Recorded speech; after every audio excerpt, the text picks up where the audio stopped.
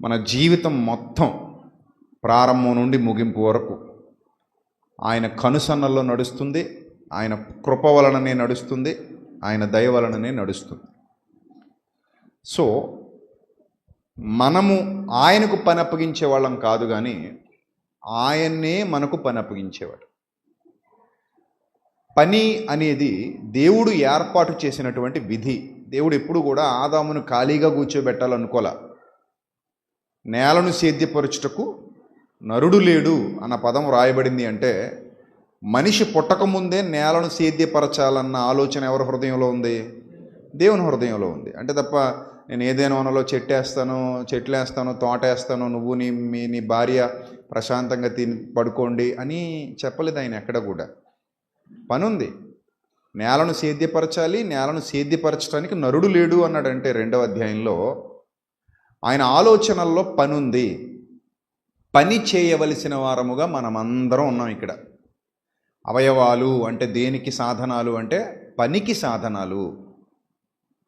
ప్రతి మనిషి అవయవాలు కలిగి ఉన్నాడు అంటే ఆయన దేవుని పని కొరకు నిర్ణయింపబడినవాడు గనుక, నిర్ణయింపబడిన ప్రతివాడు ఆయన పని చేయవలసిన వాడై ఉన్నాడు గనుక దేవుడు మనకి ఆ బాధ్యతను అప్పగించినట్టుగా మనకు కనబడుతుంది.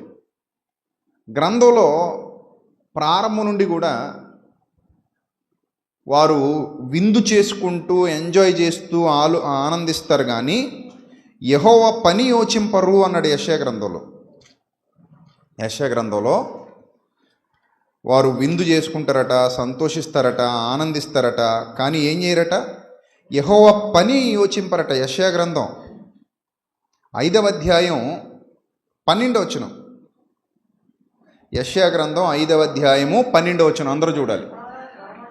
వారు సితార, స్వరమండల, తంబుర, సన్నాయిలను వాయించుచు ద్రాక్షారసము త్రాగుచు విందు చేయుదురు, కానీ యెహోవా పని యోచింపరు, ఆయన హస్తకృత్యములను లక్ష్య పెట్టరు. ఇక్కడ మనం ఆ మాట తీక్షణంగా ఆలోచన చేస్తే దేవుని పని గురించి యోచించరు అని వ్రాయబడింది. చూడండి, యెహోవా పని ఏం చేయరట? యోచించరు. యెహోవా పని యోచించటం ఏంటి? ఆయన పని మనం యోచించటం ఏంటి? ఆయన పని గురించి మనం ఆలోచించటం ఏంటి అని అంటే, సంఘము, అది పాత నిబంధన కానివ్వండి, కొత్త నిబంధన కానివ్వండి, దేవుని ఏర్పాటులో ఎవరైతే ఉన్నారో, దేవుడు ఎవరినైతే ఎన్నుకున్నాడో, ఏ తరంలో అయితే ఎన్నుకున్నాడో, వారు ఆయన చిత్తాన్ని నెరవేర్చడానికి, ఆయన కార్యాలు జరిగించడానికి, ఆయన పని కొరకు వాడబడటానికి నియమించబడిన వారు. అందులో ఎలాంటి సందేహం లేదు.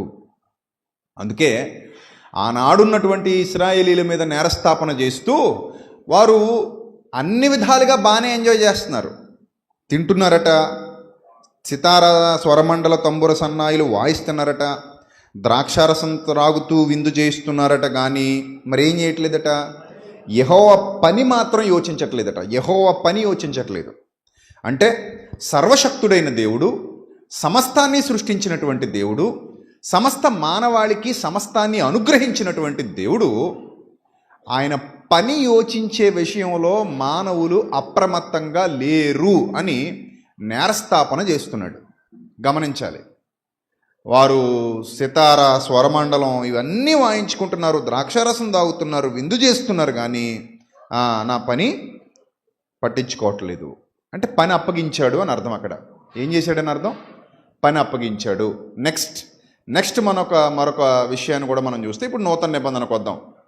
పాత నిబంధనలో వాళ్ళని అలా గద్దించినటువంటి దేవుడు నూతన నిబంధనలో ఇలాంటి సన్నివేశాలు ఏమైనా ఉన్నాయా, నూతన నిబంధనలో ఇలాంటి సందర్భాలు ఏమైనా ఉన్నాయా అని మనం చూస్తే, ఫిలిప్పీలకు రాసిన పత్రికలో 2వ అధ్యాయం 21వ వచనంలో మరల పౌలు భక్తుడు, ఫిలిప్పీ 2:21 ఒకసారి చెక్ చేయండి ఆ మాట కూడా.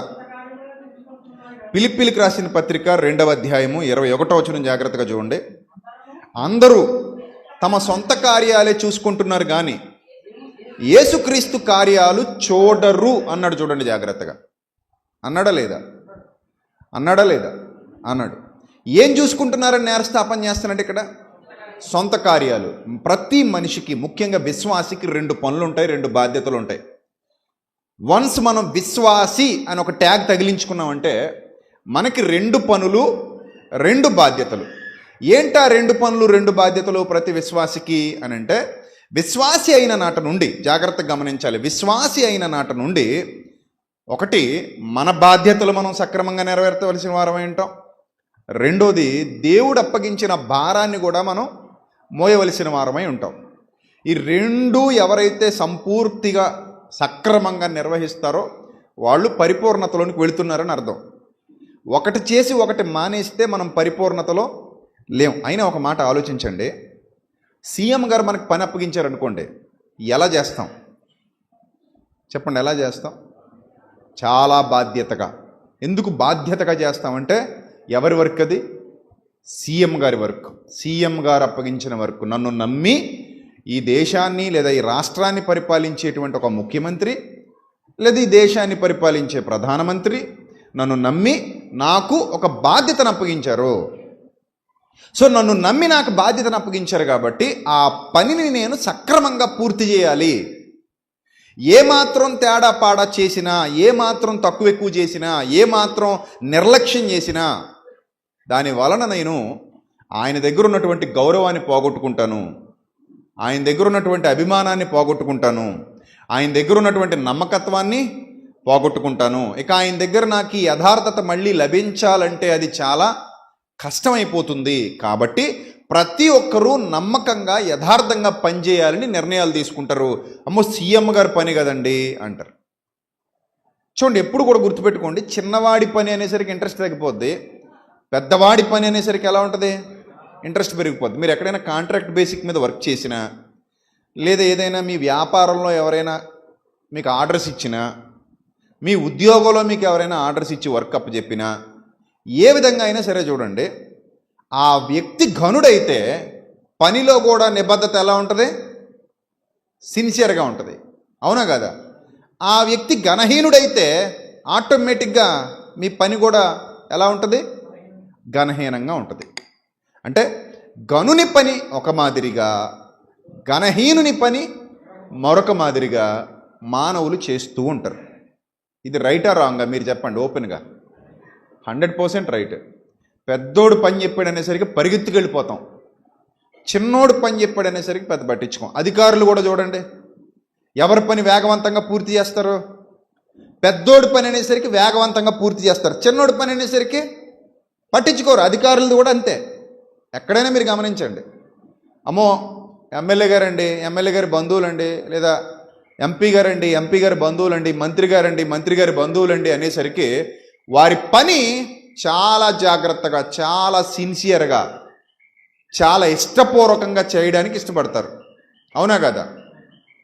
వాళ్ళ పని చాలా సిన్సియర్గా చేస్తారు, ఇష్టపూర్వకంగా చేస్తారు. అదే సామాన్యమైన వ్యక్తులు, చిన్న వ్యక్తులు, వీళ్ళకంత ఇది లేదు అని అనేసరికి వాళ్ళ పనులు అంత తొందరగా పూర్తి కావు. అంతేనా? మరి ఇప్పుడు మిమ్మల్ని అందరిని ఒక సూటిగా ఒక ప్రశ్న అడుగుతున్నాను. దేవుడు గనుడా, ఘనహీనుడా, ఘనులందరిలో ఘనుడా, ఘనులందరికంటే ఘనుడా? చెప్పండి. గనుడా, ఘనహీనుడా, ఘనులందరికంటే ఘనుడా అని మనం ఆలోచిస్తే ఘనులందరికంటే కూడా ఆయన ఘనుడు, ఘనమైన వాడు, ఆకాశ మహాకాశములకు సృష్టికర్త, సర్వభూమికి రాజయ్యున్నవాడు. ఇంకా మాట్లాడితే మన పుట్టుకకు, మన బ్రతుకుకు, మన చావుకు, ఈరోజు మనం జీవిస్తున్న వర్తమాన జీవితానికి, రాబోయే భవిష్యత్తు జీవితానికి కూడా ఆధారభూతుడు. అర్థమవుతుందా? ఈరోజు మనం జీవిస్తున్న ఈ వర్తమాన జీవితానికి కానివ్వండి, రాబోయే భవిష్యత్తు జీవితానికి కానివ్వండి, ప్రతి జీవితానికి ఆయనే ఆధారభూతుడు. ఆధారభూతుడైన వాడు గనుక ఘనుడైన దేవుడు మనకు అప్పగించిన ప్రతి పని మనం కూడా ఎలా చేయాలంటే ఘనంగా చేయాలి. ఇక్కడ ఇంకో మాట చెప్తాను. పని అనేదానికి రెస్ట్ అవసరం ఉంటుంది. బాగా అర్థం చేసుకోండి.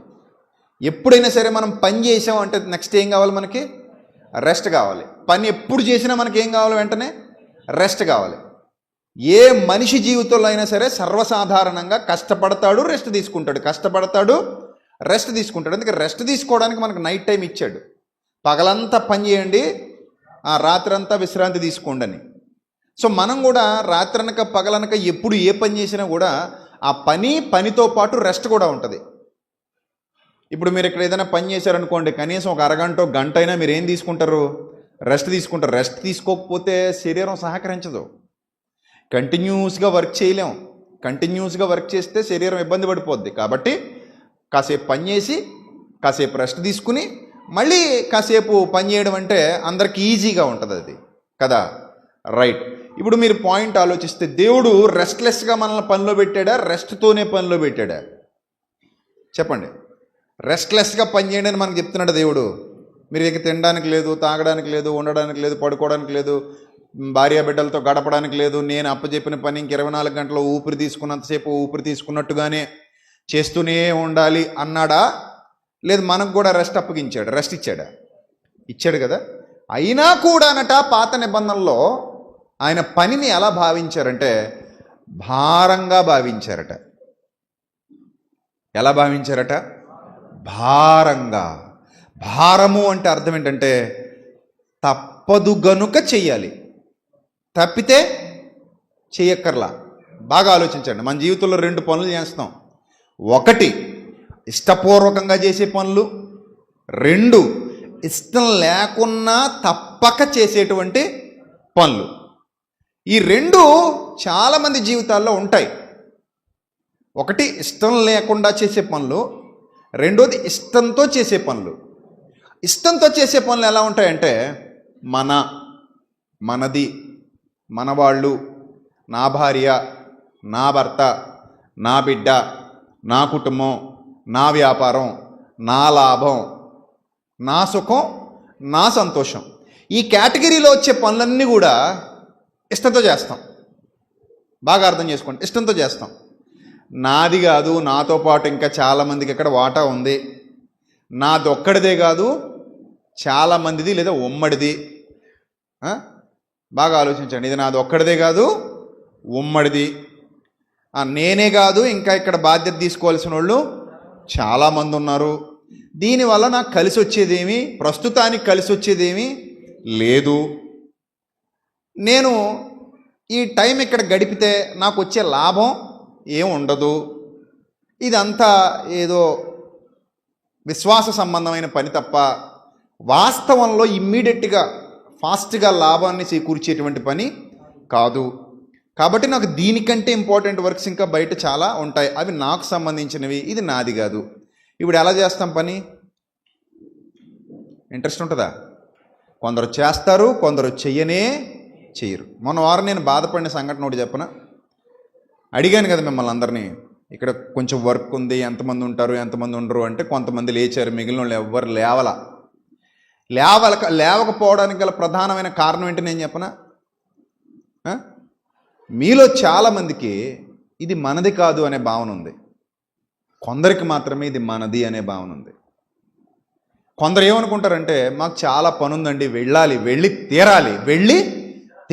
ఎందుకు వెళ్ళి తీరాలి అంటే అక్కడ మాకు చాలా బాధ్యతలు ఉన్నాయి, అది మాకు అసలైనది. ఇది ఆల్టర్నేటివ్గా అంటే ఇది ఏంటంటే కుదిరితే చేసేది. మరి అదో కుదుర్చుకొని చేయాల్సింది. తేడా ఉందా రెండింటికి? లేదా? కుదిరితే చేసేది వేరు, కుదుర్చుకొని చేసేది వేరు. మీ ప్రతి పని ఎలా చేస్తారంటే మీరు కుదుర్చుకొని చేస్తారు. ఈవెన్ మీ ఇంట్లో ఒక పెళ్ళి, మీ ఇంట్లో ఒక ప్రోగ్రాం, మీ ఇంట్లో ఒక ఫంక్షన్, మీ ఇంట్లో కార్యక్రమం జరుగుతుంది. మీరు ఎంత ఎఫర్ట్స్ పెడతారు అక్కడ? చెప్పండి, ఎంత ఎఫర్ట్స్ పెడతారు? 100% పెడతారా? 50%, 20% పెడతారా? అక్కడ 100కి ఎక్కువే పెడతారు. కుదిరితే 100% మనస్సు పెట్టి పనిచేస్తారు. ఎందుకంటే ఇంటిలో జరుగుతున్న పెళ్ళి, ఇంట్లో జరుగుతున్న ఫంక్షను, ఇంట్లో జరుగుతున్న కార్యక్రమం కనుక నాది, కనుక పెట్టుబడి నాదే, కష్టము నాదే. ఏదైనా తక్కువైతే ముందుండి చూసుకోవాల్సింది నేనే, బాధ భరించాల్సింది నేనే. ఏదైనా సరే 100% దృష్టి అంతా అక్కడే పెట్టి ఇది నాకు అప్పగింపబడిన పని అని మనస్ఫూర్తిగా పనిచేస్తారు. మనస్ఫూర్తిగా. అదే ఉమ్మడి గొర్రె పుచ్చి తెచ్చింది అన్నట్టు, ఉమ్మడి గొర్రె ఒకటి ఉండేదట. సొంత గొర్రె కాదు, అది ఉమ్మడి గొర్రె. అంటే తోక ఒక్కడిదే, కాలు ఒక్కడిదే, మూత ఒక్కడిదే, నడుము ఒక్కడిదే, బొచ్చు ఒక్కడిదే, అలా అన్నమాట. అలాగా ఉమ్మడి గొర్రె ఒకటి ఉండేది. ఈ ఉమ్మడి గొర్రెకి గడ్డి ఎవరు కొయ్యాలి చెప్పండి? ఎవరు కొయ్యాలి గడ్డి? ఎవడొకడు కోస్తాడు, నేను మాత్రం కాదు. ఈ ఉమ్మడి గొర్రెకి నీళ్ళు ఎవరు పెట్టాలి? ఎవడొకడు పెడతాడు, నేను మాత్రం కాదు. దానికి ఎవరు కాపలా కాయాలి? ఎవడొకడు కాస్తాడు, నేను మాత్రం కాదు. దానికి జబ్బు వచ్చింది, మందు ఎవడు వేయించాలి? ఎవడొకడు వేయిస్తాడు. నాదొక్కడిదేనా? నలుగురు తోటికోడళ్ళు ఉన్న అత్తగారి కంటే అన్నట్టుగా ఒక్క కోళ్ళు ఉన్న అత్తగారే బాగుంటుందట, హ్యాపీగా ఉంటుందట. నలుగురు తోటికోడళ్ళు ఉన్న అత్తగారి కంటే కూడా ఏ కుటుంబం బాగుంటుందట. కానీ చూసే వాళ్ళకి ఏమనిపిస్తుంది? నలుగురు ఉన్నారు కాబట్టి వీళ్ళదే బాగుంటుంది అనిపిస్తుంది. కానీ నలుగురు ఉన్నది బాగోదట. ఎందుకు బాగోదంటే అక్కడ కంప్లైంట్లు, గొడవలు, నువ్వు చేయంటే నువ్వు చేయనుకోటాలు, వాళ్ళ మీద వీళ్ళ మీద పితూరీలు, చాడీలు, కుట్టుకోటాలు, చంపుకోటాలు, చివరికి చచ్చిపోటాలు. సో అంత దరిద్రం ఉంటుంది కాబట్టి గొడవలు. ఒకే అత్తగారు, ఒకే కోళ్ళు, ఇంకేమీ లేదు, ఇంకా దారి లేదు. ఇంకా సచ్చినట్టు బాధ్యత అంతా ఎవరిది? ఈవిడిదే. ఇంకా వేరే బాధలు ఏమి లేవు. ఇంకా పంచుకునేవాళ్ళు లేరు కాబట్టి చచ్చినట్టు ఇస్తాం. పంచుకునేవాడు ఉన్నాడు అనుకోండి, అదేదో చూడండి, కాలుకుంటుందట, ఏదో కాలుకుంటుందంటారు కదా, సామెత చెప్తారు, నాకు పూర్తి గుర్తు రావట్లేదు అది. తీసేవాడు ఎవడో వస్తుంటే ముళ్ళు తీసేవాడు, ఇది కాలుకుంటుందట. అలాగా అలా ఉంటారు చాలామంది. సో ఎప్పుడు కూడా ఒకటే గుర్తుపెట్టుకోండి, ఇది నాది అంటే ఇంక నేను పూర్తిగా దొల్లేస్తాను. ఇంక అక్కడ నాదండి, అది నాది అంతే పూర్తిగా. ఇంకా నా ఎఫర్ట్స్ అన్నీ అక్కడే ఉంటాయి, నా టైం అంతా అక్కడే ఉంటుంది, నా మనసు అంతా అక్కడే ఉంటుంది, నా ఆలోచనలన్నీ అక్కడే ఉంటాయి. ఇంకా నాకు వేరే ధ్యాస ఉండదు. నా కొడుకు పెళ్ళి అనుకోండి, నా కొడుకు పుట్టినరోజు అనుకోండి, నీ కూతురు పెళ్ళి అనుకో, నీ కూతురు ఫంక్షన్ అనుకో, ఎలా ఉంటుంది నీ ఆలోచన విధానం? మనసంతా అక్కడే ఉంటుందా? ఇంకెక్కడైనా తిరుగుతుందా? అక్కడే ఉంటుంది. ఏమైనా తగ్గుతున్నాయేమో, ఏమైనా తక్కువ వస్తాయేమో, ఏం చేయాలో, ఎలా ఉంటుందో ఏంటో, ఎలా జరుగుద్దో, ఏ విధంగా జరిగించాలో, ఏ విధంగా చేయాలో, ఇన్ని ఆలోచనలతో సతమతమైపోతూ ఉంటారు తప్ప నాకెందుకులే, ఎవడొకడు ఉంటాడులే, ఎవడొకడు భరిస్తాడులే, ఎవడొకడు చూసుకుంటాడులే అనే భావన ఎట్టి పరిస్థితుల్లోనూ రాదు. అందుకే దేవుడు నా పిల్లలు నా పని, నా పిల్లలు నా పని అని వాళ్ళకి అప్పగిస్తే ఎలా చేశారట తెలిసే? వాళ్ళు భారంగా ఉందన్నారట. అంటే మాకు ఇంట్రెస్ట్ లేదయ్యా, మాకు ఇంట్రెస్ట్ లేదు, నువ్వు చెప్పే పని మీద మాకు ఇంట్రెస్ట్ లేదు, కానీ నువ్వు మాకు పని చెప్తున్నావు, మేము చెయ్యాలంటున్నావు, నా పని యోచింపరు అంటున్నావు, అసలు నీ పని ఎందుకు చేయాలి మేము అని చివరికి ప్రవక్తలు వీళ్ళందరూ కలిసి ఏం చేశారు ఒకసారి చూడండి. ఇర్మియా గ్రంథం 23వ అధ్యాయం, అటు పాత నిబంధన ఇటు కొత్త నిబంధన రెండు చూద్దాం. ఇర్మియా గ్రంథం 23వ అధ్యాయంలో జరిగినటువంటి సందర్భాన్ని ఒక్కసారి మనం చూడగలిగితే 23:33 ఇదే యెహోవా వాక్కు, మరియు ఈ జనులలో ఒకడు ప్రవక్తే గాని యాజకుడే గాని యెహోవా భారమేమి అని నిన్ను అడుగునప్పుడు నీవు వారితో ఇట్లనము, మీరే ఆయనకు భారము, మిమ్మును ఎత్తి పారవేతును. ఇదే యెహోవా వాక్కు, మరియు ప్రవక్తే గాని యాజకుడే గాని సామాన్యుడే గాని యెహోవా భారమను మాట ఎత్తువాడెవడైనను వానిని వాని ఇంటి వారిని నేను దండించదను అన్నాడు. ఏమన్నారట? యెహోవా భారం అన్నారట. అందులో పెద్దోడు ఉన్నాడట, చిన్నోడు ఉన్నాడట, ప్రవక్తలు ఉన్నారట, అందులో యాజకుడు ఉన్నాడట, సామాన్యుడు కూడా ఉన్నాడట. వీరిలో యెహోవా భారమను మాట ఎత్తువాడెవడైనను, ఆ మాట ఎత్తితే చాలు, వానిని వాని ఇంటి వారిని నేను దండించదను. అక్కడ యెహోషువ అంటాడు, నేనును నా ఇంటి వారును యెహోవాను సేవించదము అంటాడు. నేనును నా ఇంటి వారును యెహోవాను సేవించదము. ఇక్కడ వీళ్ళేమంటున్నారట? మేమును మా ఇంటి వారును యెహోవా పనిని తృణీకరించదము. ఒక్క గంట కూడా మనం సమయాన్ని ఇవ్వలేం ఎక్స్ట్రాగా. ఎందుకు ఇవ్వలేము అంటే చాలా పనులు ఉంటాయండి మాకు. ఏం పనులు? తప్పదు అనుకుంటే ఏదైనా తప్పదు, తప్పుతుంది అనుకుంటే అన్నీ తప్పుతాయి. Is it right or wrong? Is the statement right or wrong? Right. తప్పదు అనుకుంటే ఏది తప్పదు, తప్పిపోతుంది అనుకుంటే అన్నీ తప్పిపోతాయి. మనం మన ప్రతి సొంత పని తప్పదు అనుకొని చేస్తాం, అవునా కాదా? తప్పదు అనుకొని చేస్తాం, మన ప్రతి సొంత పని కూడా తప్పదు అనుకొని చేస్తాం. కానీ విశ్వాసులమయ్యాం, సంఘములో ఉన్నాం, దేవుని ఎదుట ఒక సమర్పణ చేశాం. ఏంటో తెలుసా సమర్పణ? గుర్తు చేయనా? మీకు తెలుసా? గుర్తుందా? గుర్తు చేయనా? గుర్తుందా? గుర్తు చేయనా? ప్రయాసపడి భారము ఏ భారం? అది లేవలేని భారం, ఎవడు లేపలేని భారం. కొన్ని భారాలు మనం ఈజీగా లేపవతల పడేస్తాం, కొన్ని మనం లేపలేము. మొన్న పాపం ఆటో వాళ్ళు కూలికి వెళ్ళి ఇంటికి వెళ్తున్నారట, కూలి డబ్బులు పట్టుకుని ఆటోలో వెళ్ళిపోతున్నారు అందరూ. ఈ ఆటో వ్యక్తి కంగారుగా ఒక లారీని సైడ్ వేస్తున్నాడు. లారీ మీద పెద్ద గ్రనైట్ రాయి ఉంది, బాగా పెద్దది. తీసుకెళ్తుంటారు కదా, ట్రాలీల మీద తీసుకెళ్తుంటారు, పెద్ద రాయి. అది మరి ఆ వేగానికి ఏమైందో తెలీదు, ఆ చైన్ దిగిపోయి ఎగురొచ్చి ఆటో మీద పడిపోయింది, పక్కకి జరిగిపోయి వచ్చి ఆటో మీద పడిపోయింది. ఆటో మీద పడిపోతే ఇంకా ఆటోలో ఏం లేస్తారు, ఆటో ఏమైపోద్ది?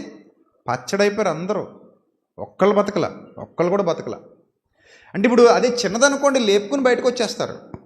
అంత భారం అయితే లేపుకోవడం చాలా కష్టం. కష్టమా కదా? చాలా కష్టం. సో అంత భారం మీద పడిపోతే చాలా కష్టం. అలాంటి భారమే పాప భారం. ఒక రాయి పడినా, నేను చెప్తున్నాను, ఒక రాయి పడినా ఒకవేళ సాధ్యమైతే సంసోన్ లాంటి బలవంతుడు ఎవరైనా అందులో ఉంటే లేపేస్తాడేమో కానీ పాపభారాన్ని సంసోన్ లాంటి బలవంతుడు కూడా లేపలేడు. మళ్ళీ చెప్తున్నా, సంసోను లాంటి బలవంతులు కూడా పాపభారాన్ని మోయలేరు. గుర్తుపెట్టుకోండి. సంసోన్ ఎంతో బలవంతుడు, కానీ ఆయన మోయలేకపోయిన భారం ఏదైనా ఉంది అంటే అది పాపభారం మాత్రమే. అలాంటి భారాన్ని తీసివేయటానికి యేసుక్రీస్తు ఈ లోకానికి వచ్చాడు. ఇక్కడ ఇంతమంది కూర్చున్నారు. మీకు మీరు ఎలా అర్థమయ్యారో నాకు తెలియదు, కానీ ఒక బోధకుడిగా నాకు మీరు ఎలా అర్థమవుతున్నారో చెప్పనా? పాపము నుండి, పాప భారము నుండి విడుదల పొందిన అదృష్టవంతులుగా నాకు అర్థమవుతున్నారు. మరి మీకు మీరు ఎలా అర్థమవుతున్నారో నాకు తెలియదు. పాప భారము నుండి విడుదల పొందిన అదృష్టవంతులు మీరందరూ. రక్షణ పొందిన ప్రతివాడు పాప భారము నుండి విడుదల పొందిన అదృష్టవంతుడే. అది యేసుక్రీస్తు మనకి చేసిన వాగ్దానం, దాన్ని ఇంకా కాదనేవాడు ఎవడో లేడు. అందుకే ప్రయాసపడి, భారము అనగానే మనం దాన్ని కూడా వక్రీకరించేసాం చివరికి. చాలామంది క్రైస్తవులకు ఆ మాట దేని గురించి అన్నాడో కూడా ఎప్పటికీ తెలియదు. ప్రయాసపడి భారం మోసుకొనిచున్న సమస్త జనులారా నా యొద్దకు రండి అనగానే వీళ్ళ భారాలన్నీ చెప్తారు. ఏ భారాలు చెప్తారు? శరీర సంబంధమైనవన్నీ తవ్వుకొచ్చి అక్కడ పెడతారు. అవి అందరికీ ఉన్నాయి, ఎవరికి లేవు చెప్పండి? అందరికీ ఉన్నాయి. ఇక్కడ మాట్లాడుతున్నది వాటి గురించి కాదు, ఇక్కడ మాట్లాడుతున్నది అందరికీ కామన్గా ఉన్న ఒకే భారం గురించి. ఇప్పుడు భూమి మీద మనకి రకరకాల భారాలు ఉన్నాయి. నీకు అప్పుల భారం ఉండొచ్చు, నాకు ఇంటి భారం ఉండొచ్చు, నీకు భర్త భారం ఉండొచ్చు, నీకు భార్య భారం ఉండొచ్చు, నీకు పిల్లల భారం ఉండొచ్చు, నీకు ఉద్యోగ భారం ఉండొచ్చు, ఇంకొకరికి వ్యాపార భారం ఉండొచ్చు, ఇంకొకరికి అనారోగ్యం అనే భారం ఉండొచ్చు. అనారోగ్యం కూడా భారమే. మరి అనారోగ్యం భారం కదా? ఎంత భారం అది? మోయలేని భారం. ఏదైనా రాకూడని రోగం వచ్చిందనుకోండి, మోయగలమా దాన్ని? మోయలేం. మోయలేక ఇబ్బంది పడుతున్న వాళ్ళు ఎంతమంది లేరు? సో కాబట్టి భారాలు, భూమి మీద ఉన్నటువంటి శరీర సంబంధమైన భారాలు ఏవైతే ఉన్నాయో అవి రకరకాలు, అందరిది ఒకటి కాదు. అందుకే అంటారు పెద్దలు, అందరి కష్టం ఒకటి కాదట, అందరి సుఖం ఒకటి కాదట. కష్టం వేరట, సుఖం వేరట. అంటే అందరి సుఖాలు ఒకలాంటివి కాదు, అందరి కష్టాలు ఒకలాంటివి కావు. సో ఇక్కడ రకరకాల భారాలు ఉన్నాయి. ఒక అద్భుతమైన మాట ఏంటంటే, మరణంతో ఈ భారాలన్నీ ఉస్కాకి, ఏది ఉండదు. ఒకసారి మరణం మనల్ని పిలిచింది అనుకోండి, ఏ భారమైనా ఉంటుందా మనతో? ఏ భారం ఉండదు. అప్పులు పోతాయి, రోగాలు పోతాయి, సమస్యలు పోతాయి, పిల్లలు, భార్య, భర్త, ఇంకేవైతే మీరు భారాలు అనుకుంటున్నారో ఈ భారాలన్నీ తీసివేయబడే రోజు ఏదైనా ఉంది అంటే అది మనం దేవుని సన్నిధికి వెళ్ళే రోజే. ఇప్పుడు దేవుని సన్నిధికి ఎలా వెళ్ళిపోతాం మనం? ఫ్రీగా, ఫ్రీ బర్డ్, పంజరంలోంచి బయటకు వచ్చిన పక్షిలాగా ఎగురుకుంటూ దేవుని సన్నిధికి వెళ్ళిపోతాం. మరణం అంత ఫ్రీ చేసేస్తుంది మనల్ని. ఇవన్నీ వదిలిపోయినట్టే కదా. కానీ మరణం వచ్చినా కూడా విడిచిపోని భారం ఒకటి ఉంది. అదే పాప భారం. ప్రియ దేవుని బిడ్డ, గుర్తుపెట్టుకో, ఇది అసలైన బోధ, ఇది సత్య సంబంధమైన బోధ. మరణంతో ఊడిపోయే భారాల గురించి మాట్లాడట్లేదు యేసుక్రీస్తు. ఆయనకు తెలుసు మరణంతో ఊడిపోయే భారాల గురించి కాదు ఆయన మాట్లాడుతున్నది.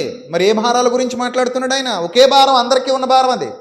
నీకు ఆ భారం ఉంది, నాకు ఆ భారం ఉంది. నీతిమంతుడు లేడు, ఒక్కడును లేడు, అందరూ పాపము చేసి దేవుడు అనుగ్రహించు మహిమను పొందలేకపోయారు. సో ఈ భారం మస్ట్ అండ్ షుడ్గా ప్రతి ఒక్కడూ భరిస్తున్నటువంటి భారం, ప్రతి ఒక్కడూ మోస్తున్నటువంటి భారం.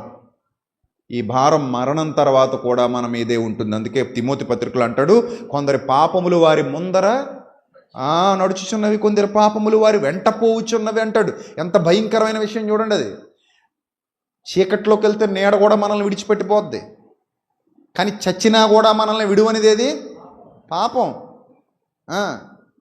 అదేదో పాత సినిమాలో నిన్ను వేయడని నీడను నేనే అని రాశాడు ఎవరో రచయిత. ఆ పాట దెయ్యంది కాదు, అది పాపాంది. దెయ్యం కూడా మనల్ని వదిలేస్తాడు. మరణించిన తర్వాత ఇంక దెయ్యం కూడా మనల్ని శోధించే పని లేదు. అప్పటి వరకు నిన్ను తనతో పాటు కలుపుకొని దేవునికి దూరం చేయాలని ట్రై చేస్తాడు. ఎవరిని మింగుదునాన్ని గర్జించడం వల్లే వెతుకుతూ తిరుగుతాడు. ఒకసారి చచ్చావనుకో నిన్ను ఆడు కూడా వదిలేస్తాడు. ఎందుకంటే నిన్ను పంపాల్సిన చోటకు పంపేశాడు కదా, ఆడు పని పూర్తి అయిపోయింది. నిన్ను పంపాల్సిన చోటకు పంపేశాడు కాబట్టి ఆడు పని పూర్తి అయిపోయింది. ఇప్పుడు నిన్ను వేడ నిన్నేడను నేనే అని ఆడు అండవు, వదిలేస్తాడు. కానీ నిన్ను వేడని నేడంటూ ఏదైనా ఉంటుంది, ఏది? పాపభారం. అది తొలగిపోవాలనే, దాన్ని తొలగించాలనే, ఆ భారం నుండి నిన్ను విడిపించాలనే పరమ పవిత్రుడుగా యేసుక్రీస్తు భూమి మీదకి వచ్చి తన పవిత్ర రుధిరాన్ని ధారపోసి ఎక్కడ ఏ ఒక్క విషయంలో కూడా తను సాతానుకు చోటివ్వకుండా అపవాదిని ఎదిరించి అపవాదిని గెలిచి నిన్ను నన్ను ఈరోజు రక్షణ మార్గంలో నిలబెట్టి ఎంత సంతోషంగా ఉంటాను తెలుసా మనం. నిజంగా రక్షణ ఆనందం అనేది వర్ణింపశక్యం కానిది, మాటల్లో చెప్పలేనిదండి రక్షణానందం అంటే. అంత గొప్పదండి రక్షణానందం. ఎప్పుడు నాకు భయం అనిపించదు, ఎప్పుడు భయం అనిపించదు. మరణాన్ని గురించి చచ్చిపోతామేమో, ఈరోజు ఇలా అయిపోతామేమో, రేపు అలా అయిపోతామేమో బెంగ లేదు, విచారం లేదు. ఒకవేళ విచారం బెంగ ఉంటే సేవ గురించి, కుటుంబం గురించి, మీ గురించో, పిల్లల గురించో, నా కుటుంబ సభ్యుల గురించో లేదా సంఘ సభ్యుల గురించో ఉండాలి. కానీ నన్ను చచ్చిపోతానేమో, నేను చచ్చిపోతే ఏదో అయిపోద్దన్న భయం కానీ భారం కానీ లేవు. కారణం ఏంటంటే రక్షణానందం నాకు ఉంది కాబట్టి నేను మరణిస్తే సంతోషంగా నా ప్రభువు నన్ను చేర్చుకుంటాడన్న విశ్వాసం. ఆయన పనిలో కొనసాగుతున్నాను కాబట్టి, ఆయన పనిలో నిస్వార్థపూరితంగా బ్రతుకుతున్నాను కాబట్టి నా దేవుడు నన్ను విడువడు, ఎడబాయడు, తప్పక ఆయన సన్నిధికి నన్ను ఆహ్వానించుకుంటాడన్న విశ్వాసం. ఆ విశ్వాసం దేన్ని బట్టి వచ్చిందంటే రక్షణానందాన్ని బట్టి వచ్చింది. అవును, నేను రక్షణ పొందిన వాడను, రక్షింపబడిన వాడను, రక్షణలో కొనసాగుతున్న వాడను. రక్షణానందాన్ని నా శిరస్సు మీద ఉంచాడు నా ప్రభు. ఎందుకంటే నాకు ఏం కావాలి?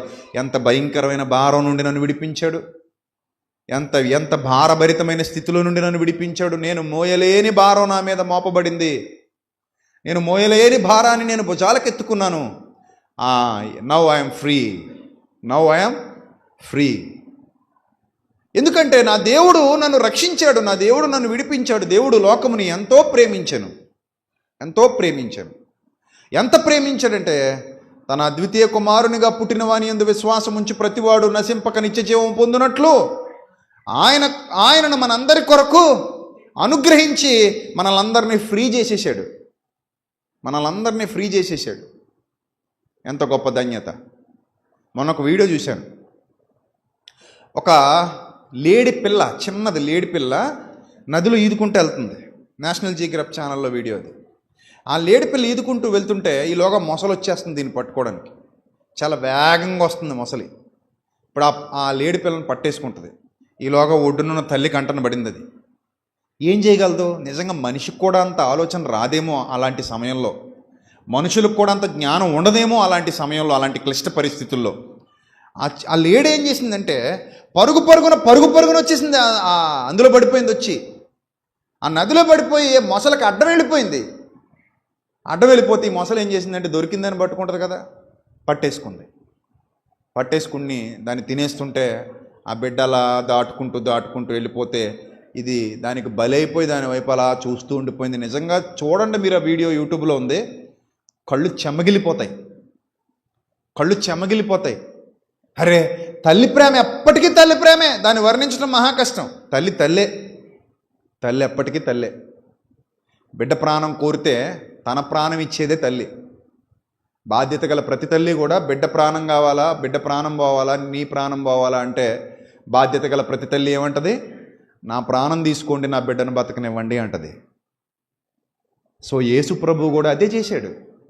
ఒకవేళ పాపభారం మోయాల్సి వస్తే అది నేను మోస్తాను, పాపానికి శిక్ష అనుభవించాల్సి వస్తే అది నేను అనుభవిస్తాను, మీ అందరి భారాన్ని ఒక్కడు భరించాలనుకుంటే అది నేను భరిస్తాను. పాపము లేని పరిశుద్ధుడుగా నిర్దోషమైన గొర్రెపిల్ల బలియాగమే మీ రక్షణకు కారణం అని మీరు నమ్మితే ఆ నిర్దోషమైన గొర్రెపిల్లను నేనే, లోక పాపములు మోసుకొని పోయే ఆ దేవుని గొర్రెపిల్లను నేనే మీ అందరి కొరకు బలిగా అప్పగింపబడడానికి, బలిగా సమర్పించబడడానికి నేను వస్తాను, ముందుంటాను అని సర్వమానవాళి పాప రక్షణ, పాప క్షమాపణ కోసం, పాప విమోచన కోసం తన ప్రాణాన్ని బలిగా అర్పించినవాడు మన రక్షకుడైన యేసుక్రీస్తు. ఆయన త్యాగాన్ని మనం వర్ణించలేం. ఇక్కడ ఈ లేడి చేసింది తన బిడ్డ కోసం చేసిన ఒక చిన్న త్యాగం అనుకుంటే, ప్రాణత్యాగం అనుకుంటే, యేసుప్రభు అనేక మంది కోసం పరలోకాన్ని విడిచి భూలోకానికి వచ్చి చేసినటువంటి ప్రాణత్యాగం. అందుకే ప్రయాసపడి భారము మోసుకొనిచున్న సమస్త జనులారా నా యొద్దకు రండి, మీ అందరిది ఒకటే భారం, పాప భారం. ఇక్కడికి వచ్చిన తర్వాత ప్రభువా నా అప్పులు, ప్రభువా నా రోగాలు, ప్రభువా నా సమస్యలు, అవి కాదు. ఇంకా గొప్ప చిత్రం ఏంటంటే, ఆల్రెడీ మొన్న వారం చెప్పాను, వాటి కోసం వస్తే అవి తీరవేమో కానీ నువ్వెప్పుడైతే ఆయన నీతిని వెంటాడుతూ ఆయన రాజ్యంలో కొనసాగుతావో అవన్నీ తీరుతాయి. ఎంత గొప్ప విషయం ఇది, అర్థమవుతుందా? కేవలం స్వార్థం కోసం వస్తే అవి తీరవేమో కానీ నిస్వార్థంగా నువ్వు ఆయన నీతిని వెంటాడుతూ ఆయన రాజ్యంలో కొనసాగితే మీకు ఏది కొదువై ఉండదని వాగ్దానం చేశాడు. కానీ ప్రజలు ఇది అర్థం చేసుకోకుండా అటు తిరిగారు. దానికోసం వస్తే అది దొరకదు, కానీ దీన్ని వెంబడిస్తే అది కూడా దొరుకుద్ది. మీరు భూసంబంధమైనవి కావాలని వెతికినప్పుడు పరసంబంధమైనవి దొరకవు. నాకు పరసంబంధమైనవే కావాలని వెతికినప్పుడు భూసంబంధమైనవి కూడా ఆటోమేటిక్గా అనుగ్రహింపబడతాయి. అంత గొప్ప ధన్యతను విడిచిపెట్టుకుని ఈరోజు కేవలం భూసంబంధమైన వాటి కోసమే పరుగులు తీస్తున్నారు, ఆత్మ సంబంధమైనవి విడిచిపెట్టేస్తున్నారు. మీరు ఆత్మ సంబంధమైనవి వెతకండి, భూసంబంధమైనవి కూడా మీకు అనుగ్రహింపబడతాయి. మీరు ఆకాశ పక్షుల కంటే శ్రేష్ఠులు కారా? అవి విత్తవు, కొయ్యవు, కొట్లలో కూర్చుకొనవు, అయినను మీ పరలోకపు తండ్రి వాటిని పోషిస్తున్నాడు. అడవి గడ్డిని చూడండి, అడవిలో పువ్వులను చూడండి, సొలొమోను సైతం వాటిలో ఒకదాని వలనైనను అలంకరింపబడలేదు. మీరు వాటికంటే శ్రేష్ఠులు కారా? ఏమి తిందుమా, ఏమి తాగుదుమా, ఏమి ధరించుకుందుమా అని మీరు ఎందుకు చింతపడుతున్నారు? నా నీతిని వెతకండి, నా రాజ్యం కొనసాగండి, నా రాజ్యాన్ని వెంటాడండి, రాజ్యంలో కొనసాగండి. నా నీతి నిమిత్తం, రాజ్యం నిమిత్తం మీరు హింసింపబడండి, మీకు ఏ మేలు కొదువ నేను చెయ్యను అని వాగ్దానం చేశాడు. అన్ని విషయాల్లో మిమ్మల్ని పట్టించుకుంటాను. నా పిల్లలు కాబట్టి మిమ్మల్ని పట్టించుకుంటాను. నా కొరకు నిస్వార్థపూరితంగా బ్రతుకుతున్న పిల్లలు కాబట్టి మిమ్మల్ని పట్టించుకుంటాను, మిమ్మల్ని దృష్టి పెడతానని ఆయన వాగ్దానం చేస్తే మనం అసలైంది వదిలేసాం, నకిలీ దానికోసం పరిగెడుతున్నాం. నకిలీ దానికోసం పరిగెడితే అసలైంది దొరకదు, గుర్తుపెట్టుకోండి.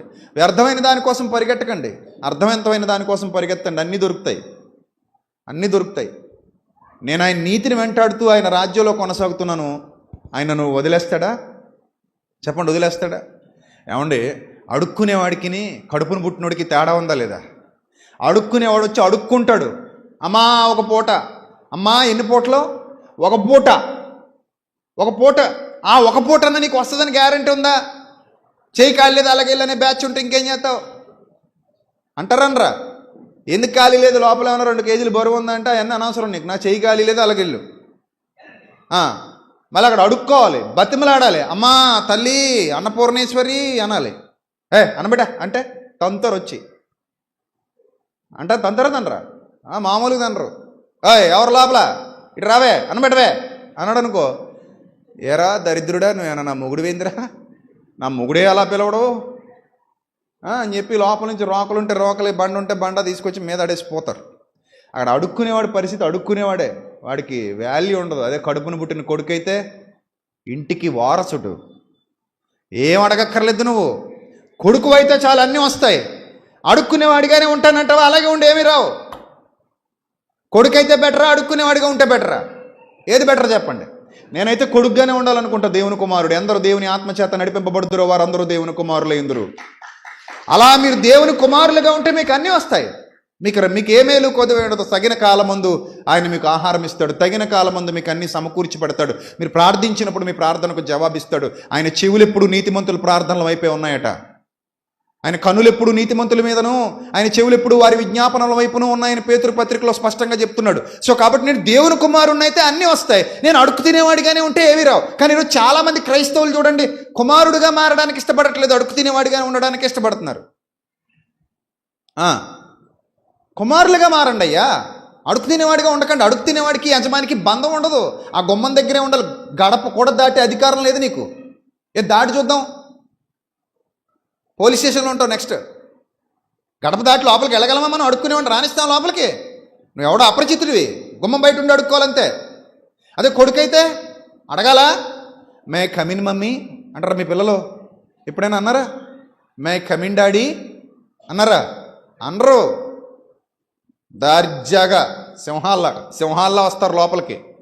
వెళ్ళి అలా మంచం మీద పడుకుని దొలుతారు, ఎక్కి తొక్కుతారు, ఏదైనా చేస్తారు. నీ ఇష్టం వచ్చినట్టు ఉంటారు ఇంట్లో. అవసరమైతే నాన్న భుజాల మీద ఎక్కి కూర్చుంటాడు కొడుకు. ఆహా ఎంత ధన్యత! అడుక్కునేవాడికి ఉంటుందా ధన్యత? అడుక్కునేవాడికి ఉంటుందా ధన్యత? ఉండదు. నాన్న భుజాల మీద ఎక్కి కూర్చోవాలంటే అధికారం ఎవరిది? కుమారుడిది, కుమార్తెది మాత్రమే. ఇంకోటి ఎవడైనా వచ్చి ఒంగో మీద ఎక్కి తొక్కుతా అంటే మనం ఒంగుంటామా? పర్లేదు బాబు, ఎక్కి బాబు, మీద నిలబడు బాబు అంటామా? అను. పిల్లలకున్న ఆధిక్యత అంత గొప్పది. మరి పిల్లలుగా ఉండాలా, మనం యాచకులుగా ఉండాలా? ఎలా ఉండాలి? మనం పిల్లలుగా ఉండాలి. పిల్లలుగా ఉంటే అన్నీ మీవే, ఆస్తి అంతా మీదే. చివరికి ఎంత గొప్ప వాగ్దానం చెప్పనా? జయించు వానిని నాతో కూడా నా సింహాసనము మీద కూర్చుండబెట్టుకుంటానని వాగ్దానం చేస్తే అవన్నీ వదిలేసి జయించడాలు పక్కన పెట్టి, ప్రభా ఇప్పుడు మా విషయం ఏంటంటే, ప్రభా మమ్మల్ని అమెరికా పంపుతావా? నేను నమ్ముతాం. అమెరికా పంపితే నమ్ముతావా? ఆఫ్రికా పంపితే నమ్ముతావా? ప్రభా మరి మాకు ₹1,00,00,000 ఇస్తావా? నేను నమ్ముతాం.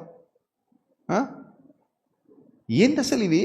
ఎక్కడికి పోతున్నారు వీళ్ళు క్రైస్తవులు? ఎటు పోతున్నారు క్రైస్తవులు? ఏమి నేర్చుకోవాలి, ఏమి నేర్చుకుంటున్నారు? ఇది వదిలేసి జనం ఎక్కడ పడతారా అని వలేసు తిరుగుతున్నాడు అపవాది. అందుకే వాడు ఏమంటాడంటే ఎప్పుడు కూడా, ఇదిగో మీకు అప్పులా, నా దగ్గర రండి. మీకు రోగమా అయితే నా దగ్గర రండి. మీకు సమస్య నా దగ్గర రండి. అలా అది తప్పది. మీకు రక్షణ అయితే రండి, రక్షణ కొరకు రండి. ముందు రక్షణ పొందండి. అవన్నీ మీకు ఆటోమేటిక్గా ఆయన ఇవ్వాలనుకుంటే నిమిషంలో ఇచ్చేస్తాడు. నిమిషం ఆయనకి పెద్ద పని కాదు అది. నీ అప్పులు, నీ రోగాలు, నీ పిల్లలు, నీ సమస్యలు, నీకున్న ఇరుకులు, నీ ఇబ్బందులు ఆయనకి పెద్ద పని అనుకుంటున్నావా? నిమిషం పని ఆయనకి. నిమిషంలో ఇచ్చేయగలడు నీకు ఆయన. కానీ అవన్నీ వదిలేసి అసలైంది వదిలేసావు నువ్వు. అసలైంది నువ్వు కోరుకోమని ఆయన అంటున్నాడు. అరే నాయన, రక్షణ ఇంపార్టెంట్ కదా నాయన అంటే, రక్షణ ఏముందలే ప్రభా, పక్కన పెట్టేదాన్ని గొడవ, ముందు మా అప్పులు గొడవ చూడు అంటున్నాం మనం. రక్షణ ఏముందలే ప్రభా, ముందు నా రోగం గొడవ చూడు. రక్షణ ఏముందలే ప్రభా, ముందు నేను విదేశాలకు వెళ్ళాలి, ఆ వీసా గొడవ చూడు. రక్షణ ఏముందలే ప్రభా, నేను ఆ పక్క పొలం కూడా కలిపేసుకుందాం అనుకుంటున్నా, నాకు కలిపేలా చూడు. రక్షణ ఏముందలే ప్రభా, పక్క స్థలం కూడా కలిపేసుకుందాం అనుకుంటున్నా, అది కలిపేలా చూడు. రక్షణ కాదు ప్రభా వెండి కావాలి, రక్షణ కాదు ప్రభా బంగారం కావాలి, రక్షణానందం కాదు ప్రభా భౌతికమైన భూసంబంధమైన వాటి మీద ఆనందం కావాలనుకుంటున్నావు. అంటే అడుక్కునే వాళ్ళగా ఉండాలనుకుంటున్నావు. కుమారుడు కుమార్తె అవ్వాలనుకోవట్లేదు నువ్వు. ఒక్కసారి కుమారుడు కుమార్తె ఐజుడు. ఆయన ఉన్న లోకమే నీదే. ఆయన ఉన్న లోకమే నీకు వాగ్దానం చేశాడు. మట్టి భూలోకంలో చెత్త కోసం ఇంకా వెంపర్లాడుతున్నారు. కానీ ఈరోజు నా క్రైస్తవులు బోధలు కూడా అలాగే తగలడ్డాయి. కానీ జనానికి కూడా ఆ బోధలే కావాలి. మీరు గమనించారు లేదు? పలానా చోటకి వెళ్తే అట్టిపండు ఇస్తున్నారటంటే, తింటే పిల్లలు పుడుతున్నారటంటే తండాలు అట్టిపళ్ళు కోసం. ఇప్పుడు మనం ఇక్కడ 4 గెల్లెట్టామనుకోండి, ఖాళీ ఉండవు. పండు 2500 కొనుక్కుని పోయేవాళ్ళు ఉన్నారు. బుర్ర వాడరింకిళ్ళు 2500కి 2 గెల్లు వస్తాయి. చిన్న సైజు. పెద్ద సైజు అయితే పెద్ద గెల వస్తుందేమో మరి. అయినా కూడా పర్లేదు, మాకు పండు 2500 పర్లేదు, కొనుక్కుపోతాం. అదో వ్యాపారం. పలానా చోటకి వెళ్తేనటండి ప్రార్థన చేసి అట్టిపండు ఇస్తున్నారటండి. బయట కూడా అలాగే చేస్తారు. ప్రార్థన చేసి ఏరు ముక్కలు ఇస్తుంటారు. ప్రార్థన చేయరులే వాళ్ళు, ఏదో చేసి ఏరు ముక్కలు ఇస్తుంటారు. వీళ్ళేమో ప్రార్థన చేసి అట్టిపండు ఇస్తారనమాట. అరటిపండు తింటే పిల్లలు పుట్టేస్తారా? మళ్ళీ ఆడెవడో అరటిపండుకి పుత్రదాత పండు అని పేరు పెట్టిడేట. ఎన్ని మోసాలు. జనాన్ని కూడా ఇలాంటి వాళ్ళే కావాలి. నాకులాగా నిలబడి ఖచ్చితంగా సత్యం చెప్పేవాడంటే చిరాకు జనాలకి. మళ్ళీ నన్ను తిడతారు, ఈయన దొంగండి, ఈయన మోసగాడండి. నేనెవరిని మోసం చేశాను? దౌర్భాగ్యులారా, నేనేం దొంగతనం చేశాను? ఏం మోసం చేశాను? మిమ్మల్ని బాగు చేయాలని తపన పడుతున్న వ్యక్తిని నేను. మీకోసం తిట్లు తింటున్నాను, నేను మీకోసం నిందలు భరిస్తున్నాను, మీకోసం అందరి చేత అవమానాలు ఎదుర్కొంటున్నాను. అయినా కూడా నా బాధ అర్థమై చావట్లేదు ఎవరికి. ఈయన దొంగబోధకుడు అండి. ఏం దొంగబోధ చేశాను? దౌర్భాగ్యులారా చెప్పండి, ఏం దొంగబోధ చేశాను? అండ్ నేను కూడా అట్టిపళ్ళు అమ్మేసుకుంటే మీకు సరదాగా ఉంటుంది అనమాట. ఓ 4 గెలలు తెచ్చేసుకుని నాకేమైనా లోట బోల్డ్ దొరికితే నాకు రావులపాలెం నుంచి ఫోన్ చేస్తే పంపించేస్తారు. అరే బాబు 10 గెలలు కావాలంటే లోడ్ వేసేస్తారు ఇక్కడికి, అంతే. అప్పుడు ఇంక ఖాళీ ఉండదు ఇక్కడ. బలభద్రపురంలో ఉన్నట్టండి అట్టిపళ్ళు ప్రార్థన చేసి ఇస్తున్నారటండి. ఇంకా ఆ ప్రార్థన చేసిన అంటిపండు తింటే పిల్లలు పుట్టేస్తున్నారటండి. ఆ పొండే లోపలికి వెళ్ళి పిల్లడు అయిపోతుందటండి. అన్నేస్తే రేటు పెంచేయచ్చు అనమాట. రోజు రోజుకి రేటు పెంచేయచ్చు. మరి కర్చీఫ్లు, కొబ్బరి నూనె డబ్బాలు అలాగే అమ్ముతున్నారు మన వాళ్ళు. మామూలుగా బయట అంత రేటు ఉంటుంది అది. బయట అంత రేటు ఉంటుందా? ఉండదు. అదే ఇందులో పోసేసరికి డబల్ అయిపోద్ది రేటు. అవుదా? మనకు అవే కావాలి. అలాంటి వాటికి ఇష్టపడతాం మనం. నిజంగా ఇంత సత్యం చెప్పి సత్యంలో ఉండండి, మీకు అన్నీ దొరుకుతాయి నాన్న, వాటి గురించి మీరు వెంపర్లాడకండి. ఆకాశ పక్షుల్ని చూడమన్నాడు కదా, చూడండి అంతే. అవి విత్తవు, కొయ్యవు, కొట్లలో కూర్చుకొనవు, అయినను మీ పరలోకపు తండ్రి వాటిని పోషిస్తున్నాడని వాగ్దానం చేశాడు. ఆయన నీతిని వెతకండి, మీకు అన్నీ దొరుకుతాయి. ఆయన రాజ్యంలో కొనసాగండి, అన్నీ దొరుకుతాయి. ఆయన రాజ్యాన్ని వెతకండి, అన్నీ దొరుకుతాయి. మీకు ఏ మేలు కొదువై ఉండదు. సత్యంలో ఉండండి. ఏమండి, మనందరం సత్యంలో ఉన్నాం. మనకి ఏ మేలు కొదువు చేశాడండి దేవుడు? చెప్పండి, మీరు చెప్పండి. ఎంతమంది ఉన్నారు ఇక్కడ? చెప్పండి ప్రియమైన దేవుని ప్రజలారా, మనందరం సత్యంలో ఉన్నామా? మనకి ఏ మేలు కొదువు చేశాడు చెప్పండి దేవుడు? అన్ని విధాలా మనకు గొప్ప మేలులే జరిగిస్తున్నాడు తప్ప ఏ రోజైనా మనల్ని విడిచిపెట్టాడా? ఏ రోజైనా మనల్ని వదిలేశాడా? ఏం కొదువైంది మనకి? నాకైనా మీకైనా ఏం కొదువైంది చెప్పండి? ఏ కొదువా లేదు మనకి. నన్ను హెచ్చిస్తున్నాడు, మిమ్మల్ని హెచ్చిస్తున్నాడు. ఇక్కడ ఎంతోమంది పిల్లలు, ఇప్పుడు మైక్ ఇచ్చానంటే టైం సరిపోదు, రాత్రి అయిపోద్దంతే. మనం కానీ మైకులు ఇచ్చామంటే టైం సరిపోద్ది. ఇక్కడ రాత్రి తెల్లారిలా ఇంకా చెప్తానే ఉంటారు ఏమేం జరిగిందో వాళ్ళ జీవితాల్లో. సత్యంలోకి వచ్చాక ఏం జరిగిందో చెప్పమంటే బోలెడు చెప్తాం మనం. కానీ మనం వాటిని బట్టి కాదు, అవి ఆటోమేటిక్గా వచ్చేవి. నేను కొడుకుని, నేను మా నాన్న ఉండడమే నాకు ఆస్తి. మా నాన్నను బట్టి అతిశిస్తాను తప్ప మా నాన్న నాకు అరెకరం పొలం ఇచ్చారండి మా నాన్న వదిలేసి అరెకరం పట్టుకుని ఏడిస్తే అది గొప్పే ఉంది. మా అమ్మను బట్టి నేను అతిశిస్తాను తప్ప మా అమ్మ నాకు 10 కాసులు బంగారం పెట్టిందండి, లేదా 1 కేజీ బంగారం ఇచ్చింది, నా బంగారం పట్టుకు ఏడిస్తే అది గొప్పే ఉంది. మా అమ్మే నా సొంతమైనప్పుడు, మా నాన్నే నా సొంతమైనప్పుడు ఆయన నా కోసం చేస్తాడు. ఇంక వాటి గురించి నేను మాట్లాడుకోక్కర్లేదు. మా నాన్నను బట్టి నేను అతిశయిస్తాను, మా నాన్నను బట్టి నేను గర్విస్తాను. అలాగే దేవుణ్ణి బట్టి అతిశయించు, దేవుణ్ణి బట్టి గర్వించు. ఆయన మనకేం కొదువు చేయలా. ఇక్కడ కానీ నేను సాక్ష్యాలు చెప్పమంటే కొన్ని 100 మంది ఉన్నారు పిల్లలు పుట్టినోళ్ళు, కొన్ని 100 మంది ఉన్నారు అప్పులు తీరినోళ్ళు, కొన్ని 100 మంది ఉన్నారు బాగుపడ్డోళ్ళు, కొన్ని 100 మంది ఉన్నారు రోగాలు తగ్గినోళ్ళు, కొన్ని 100 మంది ఉన్నారు భర్త మారిన వాళ్ళు, భార్య మారినవారు, పిల్లలు మారినవారు, సమస్యలు పోయినవారు, ఎందరో ఉన్నారు. వాటి గురించా మనం ఇక్కడ టైం వేస్ట్ చేసుకునేది? అవి అందరికీ జరుగుతాయి కాబట్టి వాటి గురించి మనం టైం వేస్ట్ చేయం.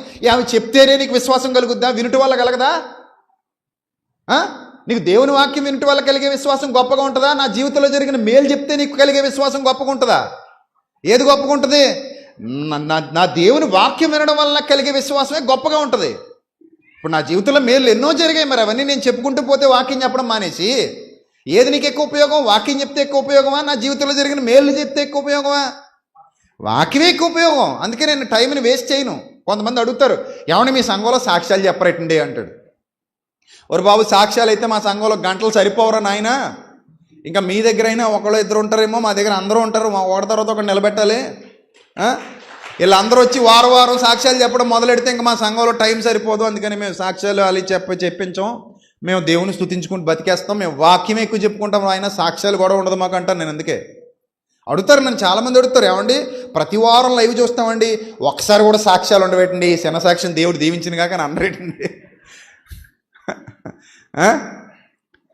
మా గేదె పాలు ఇవ్వలేదండి, పాలు ఇచ్చింది అయ్యగారు అమ్మగారు ప్రార్థన వల్ల, ఈ చిన్న సాక్ష్యం దేవుడు దీవించింది కాక. ఇయ్య సాక్ష్యం అంటే గేదె పాలు ఇవ్వడం, పాలు ఇవ్వకపోవడం, తలలో పేలు పట్టడం, వదిలేయడం, అది కాదు సాక్ష్యం అంటే. దానికి ఇంకా చాలా పెద్ద మ్యాటర్ ఉంది వెనకాల. అవన్నీ ఇప్పుడు చెప్తే సరిపోదు కానీ సమయం. సో కాబట్టి మన జీవితంలో జరిగే మేలుల గురించి మనం మాట్లాడుకుంటే ఆ మేలులు ఎప్పుడు చేస్తానే ఉంటాడు. నా తండ్రి నాకు మేలు చేయకుండా ఉంటాడా? మిమ్మల్ని ఈ ప్రపంచంలో అందరికంటే ఎక్కువ ప్రేమించింది మీ భార్య కాదు, మీ భర్త కాదు. ముందు మిమ్మల్ని ఆ ప్రపంచంలో అందరికంటే ఎక్కువ ప్రేమించింది శరీర సంబంధంగా అమ్మా నాన్న. అమ్మా నాన్న తర్వాతే భార్య, భర్త, పిల్లలు వీళ్ళందరూ వచ్చారు. ఆ అమ్మా నాన్నకి స్వార్థం ఉంటే మనం ఈరోజు ఇంత రోజులు అవ్వం. అవుతావా? అస్సలు అవ్వం. అందుకిందాక ఆ లేడి గురించి చెప్పాను మీకు. నువ్వు చచ్చిపోతావా, నీ బిడ్డను చంపేసుకుంటావా అంటే నేనే చచ్చిపోతాను, మొసలు గడ్డెళ్ళిపోయింది. తల్లి తల్లే, ఎప్పటికీ తల్లి తల్లే. రైట్. సో అంతగా మనల్ని ప్రేమించే దేవుడు మనకేం అప్పగించాడు? పని అప్పగించాడు. పాపభారాన్ని తీసేసి, భయంకరమైన పాపభారాన్ని తీసేసి ఏ భారాన్ని మోయమన్నాడు? నేను అప్పగించే నా భారాన్ని మోయండి, నా కాడి మీ మీద మోపుతున్న నా కాడి ఎత్తుకొని నా యొద్ద నేర్చుకోండి. ఏం చేయాలట? నా కాడి ఎత్తుకొని నా యొద్ద నేర్చుకోండి. నా కాడి సులువుగా, నా భారం ఎలా ఉంది? తేలికగా ఉంది అన్నాడు. కానీ వీళ్ళు ఏమంటున్నారట? ఇశ్రాయేలీలు, చాలా భారంగా ఉంది బాబు, ఐగుప్తీయులు మా మీద పెట్టిన భారం కంటే ఎక్కువ భారం పెట్టావు నువ్వు. ఏంటి ఇంతకీ భారం? చెప్పండి, ఏంటి భారం? చెప్పండి. దేవుడు మన మీద పెట్టిన భారం ఏంటి చెప్పండి? చెప్పండి. సువార్త భారం. సువార్త భారం. సువార్త అంటే అర్థం ఏంటి? నిన్ను వలే నీ పొరుగువానిని ప్రేమించి సత్యములోనికి తీసుకుని రావడం. ఓవరాల్గా మనం మాట్లాడుకుంటే చీకటిలో నుండి వెలుగులోనికి రావడం. నేను ఎలాగైతే వెలుగులో ఉన్నానో నువ్వు కూడా వెలుగులోకి రావాలి. నేను ఈ మాటలు విని బాగుపడ్డాను, ఇదే మాటలు విని నువ్వు బాగుపడాలి. నేను ఈ మాటలు విని సంస్కరింపబడ్డాను, ఇదే మాటలు విని నువ్వు సంస్కరింపబడాలి. నేను ఈ మాటలు విని నా జీవితాన్ని ఉద్ధరించుకున్నాను, నువ్వు ఈ దేవుని వాక్యంతో నీ జీవితాన్ని ఉద్ధరించుకోవాలి. నీ జీవితం బాగుండాలి. నీ జీవితం బాగుండాలి. అలా నీ జీవితం బాగుండాలి అని బోధించేటువంటి బోధ సువార్తలో దాగి ఉంది. రక్షణకు సంబంధించింది సువార్త. నీ పాప భారాన్ని తీసివేయటానికి క్రీస్తు లోకానికి వచ్చాడు. ఆయన నీకు బదులుగా త్యాగం చేశాడు. నీ శిక్షను ఆయన భరించాడు. నీకు రావాల్సినటువంటి కష్టాన్ని ఆయన తీసేసుకుని నీకు బదులుగా ఆయన పాపానికి అడ్డెళ్ళిపోయాడు. లేడి మొసలకు అడ్డెళ్ళిపోయినట్టే బిడ్డను రక్షించడానికి ప్రభు పాపానికి అడ్డుగా వెళ్ళి నిన్ను నన్ను రక్షించుకున్నాడు, నిన్ను నన్ను కాపాడుకుని. Yes, you will be free అన్నాడు. అంతే, మనల్ని ఫ్రీ చేసేసాడు. మనల్ని ఆ భారాన్ని, ఆ కాడి విరగ్గొట్టేశాడు. కాడి ఏం చేశాడట? విరిగిపోయింది. మన మీద ఉన్న పాపం అనే కాడి విరగ్గొట్టాడు. ఇంత ప్రేమ మన పట్ల చూపించి, ఇదిగో ఇదే విధంగా నువ్వు ఏ హ్యాపీనెస్లో అయితే ఉన్నావో ఈ హ్యాపీనెస్ అందరికీ ఇవ్వాలి, అందరినీ ఈ హ్యాపీనెస్లోకి తీసుకుని రా అన్నాడు. అంతే.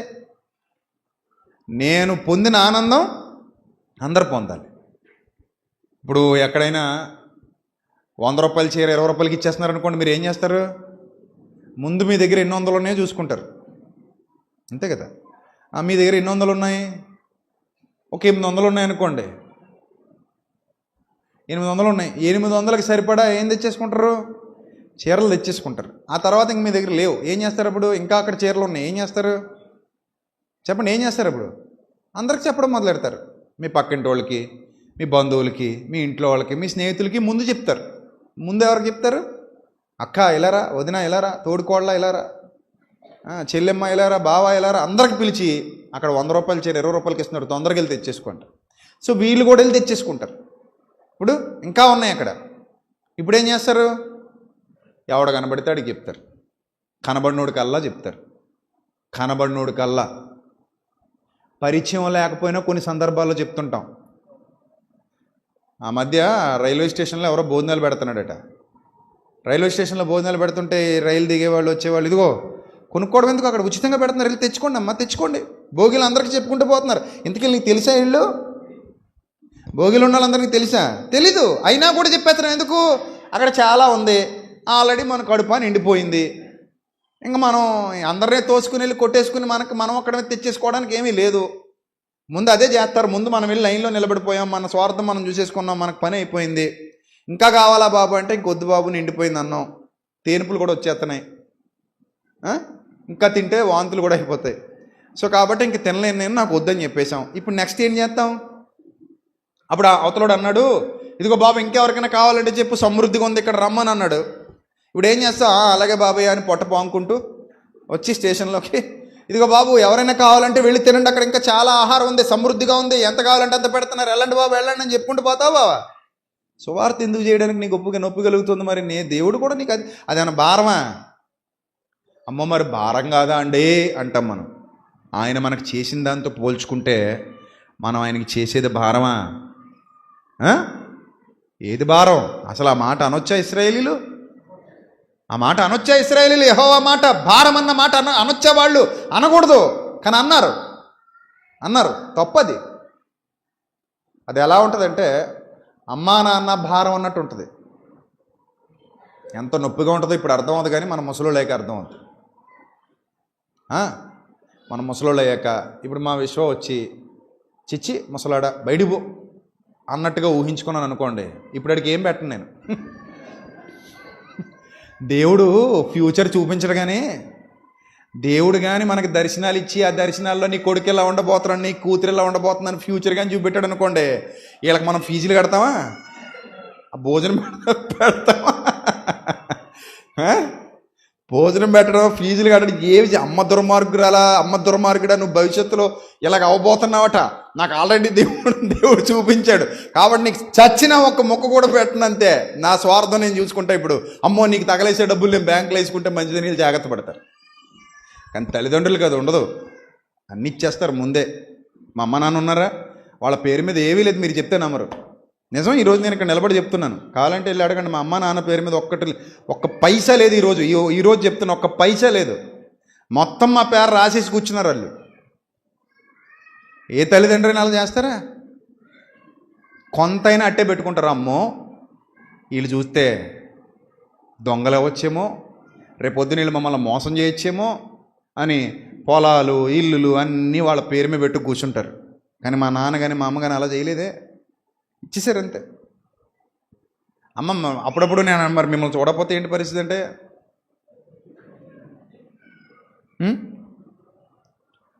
మరంతే. ఎంత ప్రేమది మనం చేయగలం? అలాగా చేయగలమా? చేయలేం. ఇప్పుడు ఇది అంతా నా పేరు మీద ఉంది మరి, కానీ మనం సంపాదించింది కాదు ఇవి. ఏ పొలం కూడా మేము సంపాదించింది కాదు, మా నాన్న ఇచ్చాడు నాకు.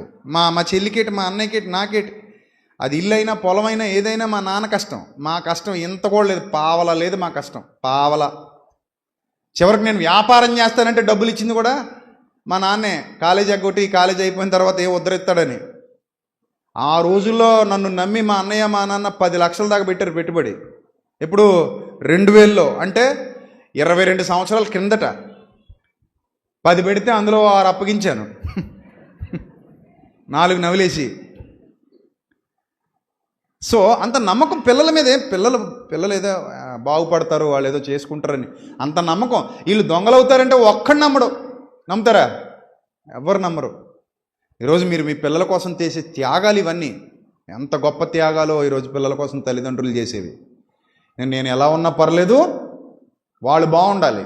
నేను ఏమైపోయినా పర్లేదు, వాళ్ళు బాగుండాలి. ముసలైపోయిన తర్వాత అప్పుడు అమ్మా నాన్న దగ్గరికి వెళ్ళి గంజి కూడా ఇవ్వను నీకు, నీ దిక్కున్న చోట చెప్పుకో. మొన్న ఎవడో తల్లిని కడుపులో తన్నేసాడు, వీడియో చూస్తుంటేనే బాధేసింది.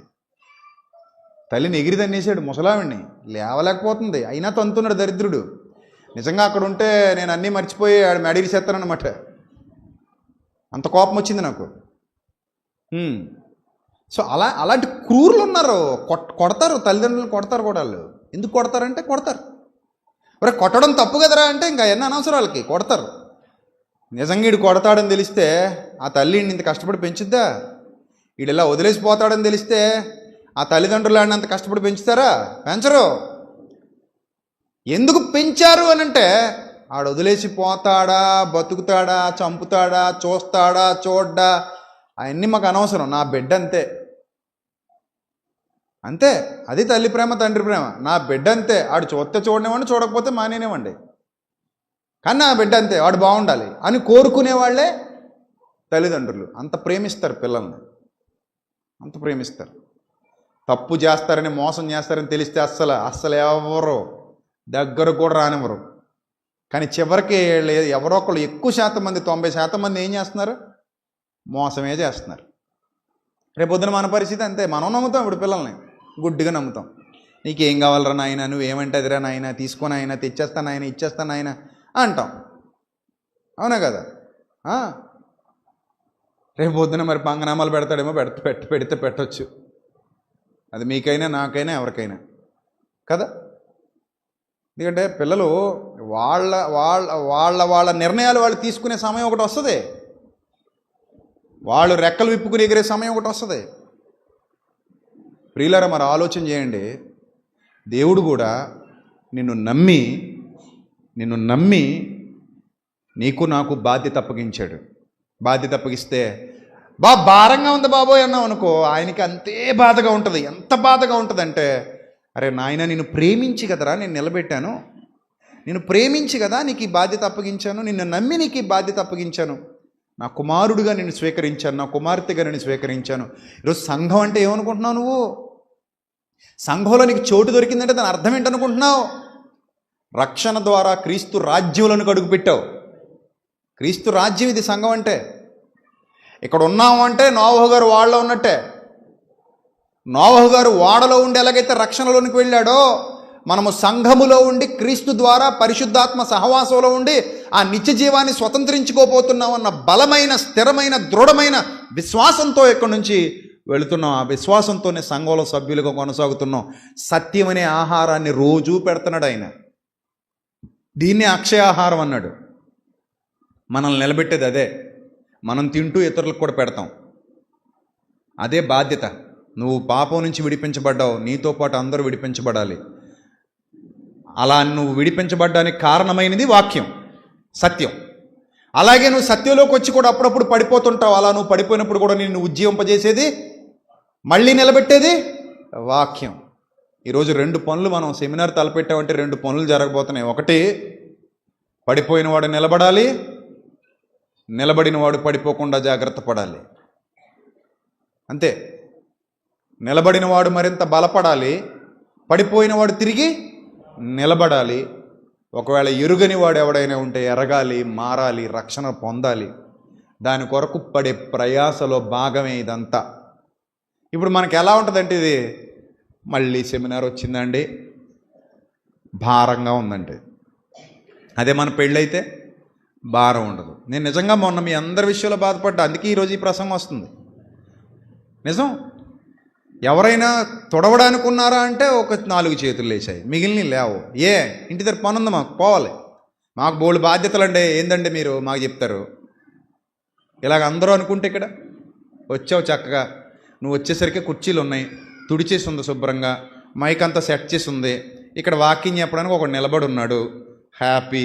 వచ్చావు, కూర్చున్నావు, వినేస్తావు, ఆమెన్ అయిపోయింది, లేస్తావు, ప్లేట్ తీసుకుంటావు, భోజనం చేసావు, వెళ్ళిపోయావు. అక్కడ ఎవడో ఒకడు వండుకుంటాడు, ఎవడో ఒకడు కూరగాయలు కోసుకుంటాడు, ఎవడో ఒకడు చేతులు కాల్చుకుంటాడు. నాకెందుకు? దానికి బోలెడంత డబ్బు ఖర్చు అవుతుంది, ఎవడొకడు ఇచ్చుకుంటాడు, నాకెందుకు? నాకు సంబంధం ఏంటి?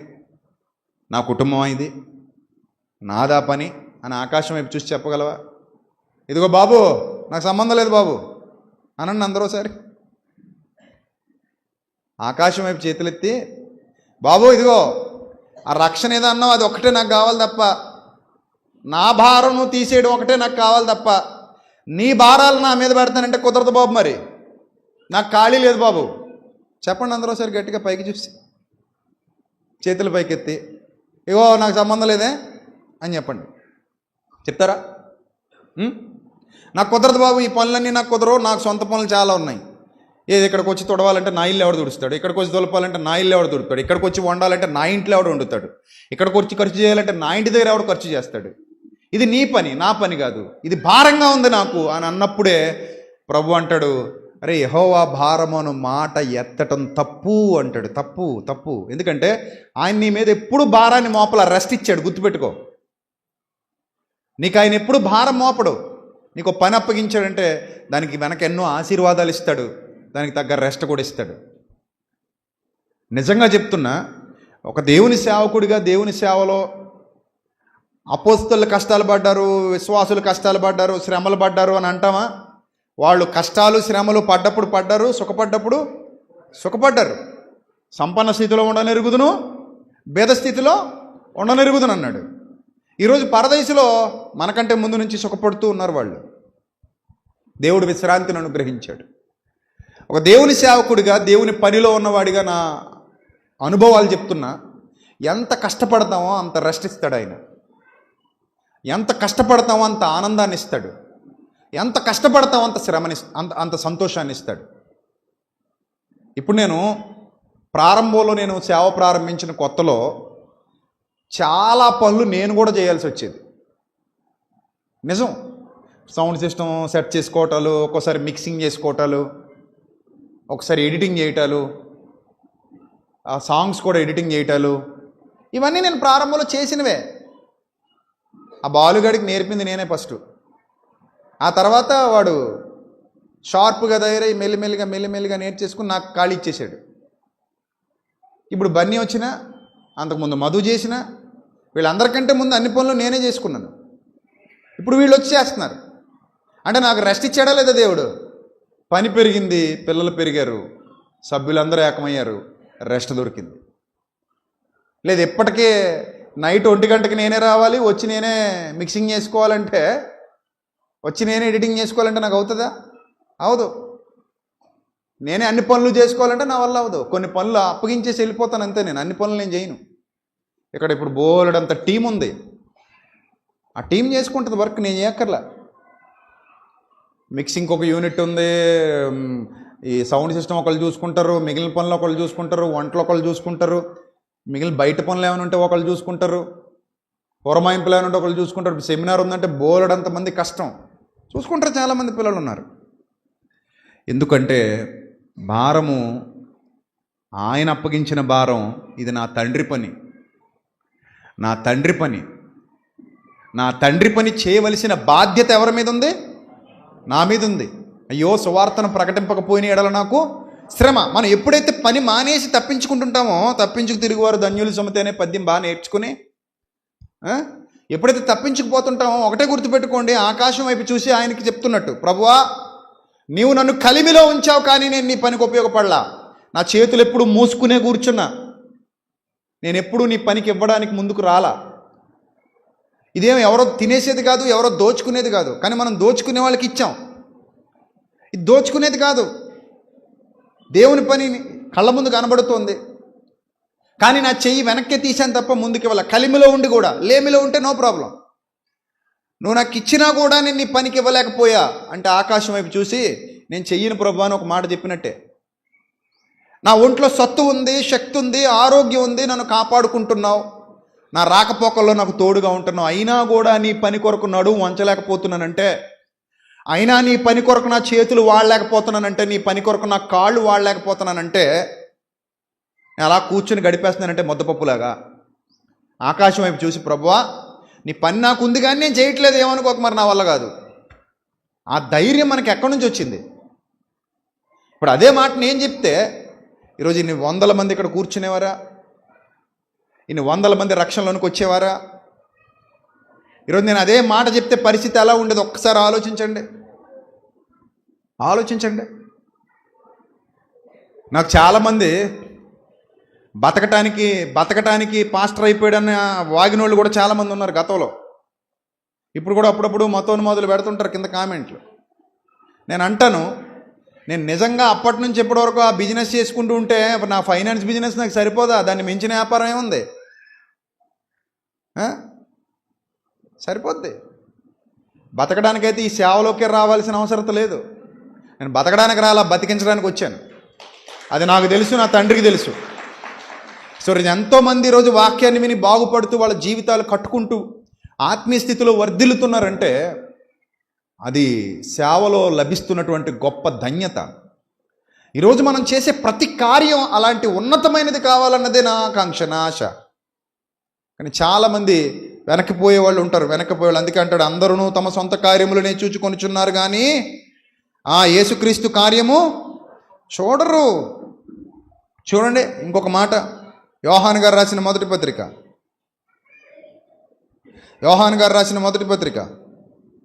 5వ అధ్యాయం 2వ వచనం నుంచి చదవాలి. యోహాను గారు రాసిన మొదటి పత్రిక 5వ అధ్యాయం 2వ వచనం. మనము దేవుని ప్రేమించుచు ఆయన ఆజ్ఞలను నెరవేర్చు వారమైతిమా, దేవుని పిల్లలను ప్రేమించుచున్నామని దాని వలననే ఎరుగుదుము. మనం ఆయన ఆజ్ఞలను గైకొనుటయే దేవుని ప్రేమించుట. ఆయన ఆజ్ఞలు భారమైనవి కావు. నా కాడి ఎత్తుకొని నా యొద్ద నేర్చుకోండి అనేది భారమైన మాట కాదు. నా కాడి సులువుగా ఉంది, నా భారం తేలికగా ఉంది. ఏమండి, అందరూ తలో చేయేస్తే ఇది ఏమైనా పెద్ద పనా చెప్పండి మనకి? అందరూ తలో చేయేస్తే ఇది ఏమైనా పెద్ద పనా? వాక్యం వింటున్నావు కదా, కృతజ్ఞతగా నా దేవుని పని జరుగుతుంది అక్కడ, నేను కూడా సహకరించాలని ఒక మంచి మనసు నీకు వస్తే ఇదేమైనా పెద్ద పనా? మన అందరి చేతులు కలిస్తే పెద్ద పనా? ఇంతమంది ఉన్నాం ఇక్కడ. కానీ మనం ఏమనుకుంటామంటే ఘనమైనది దేవునికి ఇవ్వాలనుకోం, ఘనహీనమైనది ఇవ్వాలనుకుంటాం. అప్పుడే పని జరగదు.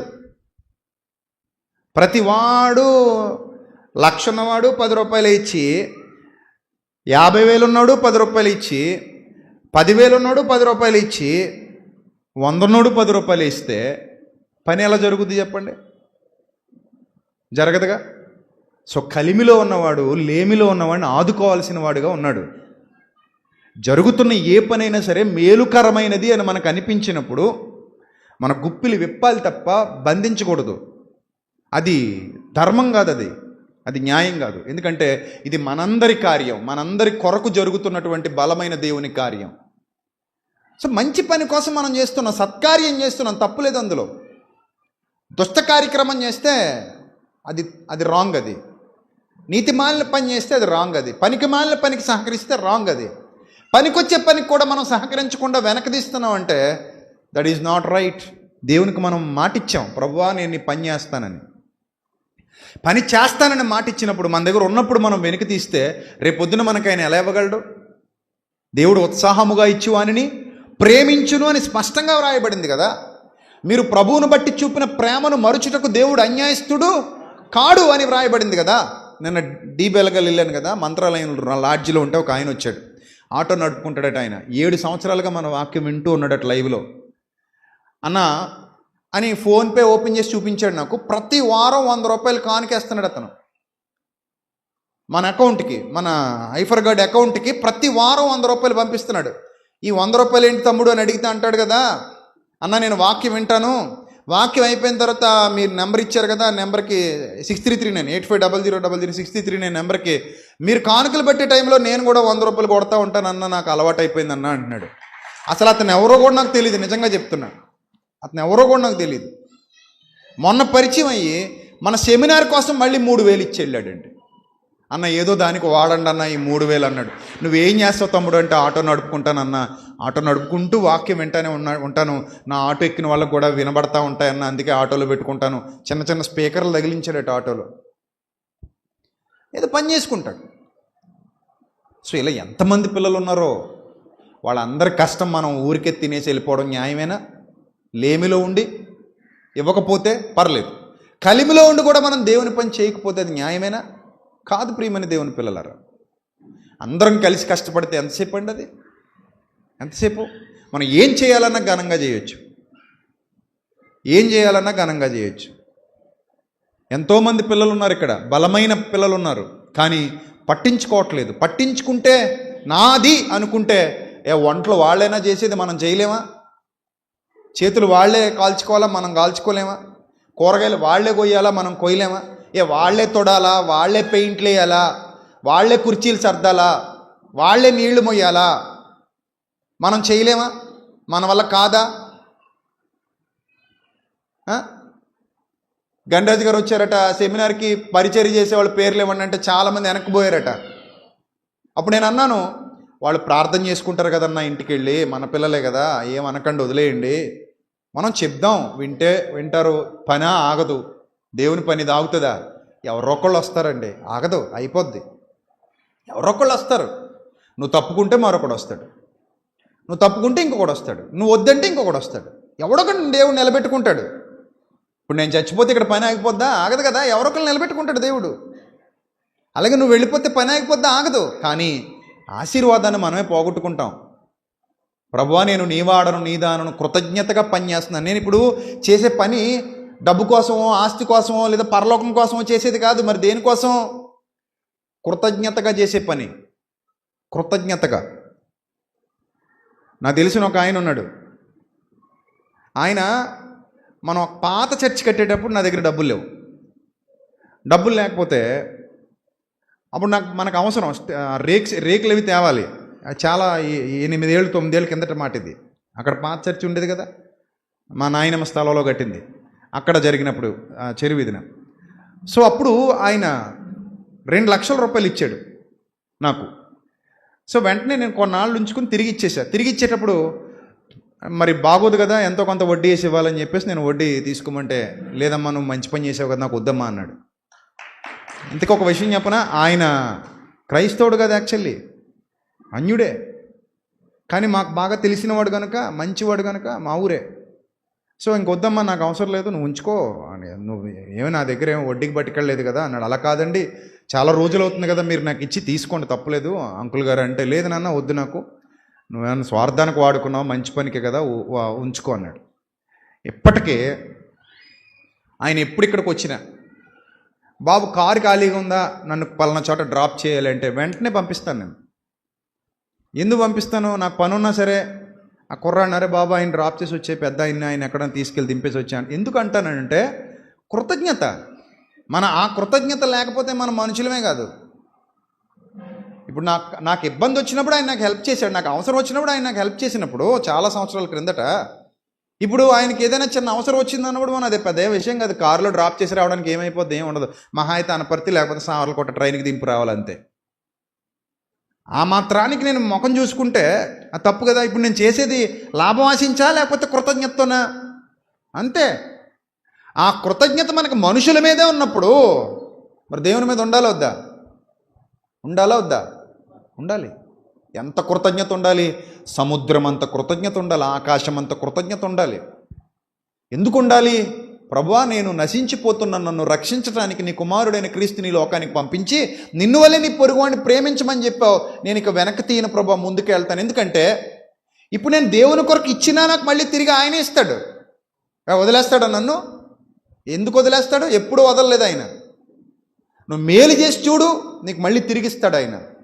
నువ్వు మంచి పని చేసి చూడు, నీకు రెట్టింపు దీవెనిస్తాడు. నువ్వు మంచి పనికి ఉపయోగించి నీ దగ్గర ఉన్న ధనాన్ని నువ్వు కలిమిలో ఉంటే ఖచ్చితంగా నిన్ను మంచి స్థితిలో నిలబెడతాడు. ఆయన విడిచిపెట్టేవాడు కాడు, ఎడబాయనివాడు, విడువనివాడు, కృపా సత్య సంపూర్ణుడుగా మన మధ్యలోనికి వచ్చి తన ప్రేమను మన పట్ల చూపినవాడు. మనం అవన్నీ మర్చిపోయి బాధ్యతారాహిత్యంతో నాది నాదే, నీది నీదే అనే స్వార్థపరత్వంతో బతికేస్తే ఎంతకాలం బతుకుతాం చెప్పండి? ఇంకా స్వార్థకు ఉపయోగపడని ధనం ఎందుకు? స్వార్థ పనిలో నలగని చేతులు ఎందుకు? స్వార్థ పనికి కష్టపడని పాదాలు ఎందుకు? స్వార్థ పనికి శ్రమించని జీవితం ఎందుకు? వృధా. నేను ఒక విశ్వాసినైన నాట నుండి నాకు, నీకు, మనందరికీ ఉన్న ఒకే ఒక్క స్లోగన్ ఏంటో చెప్పనా? ముగిస్తాను నా మాటలు.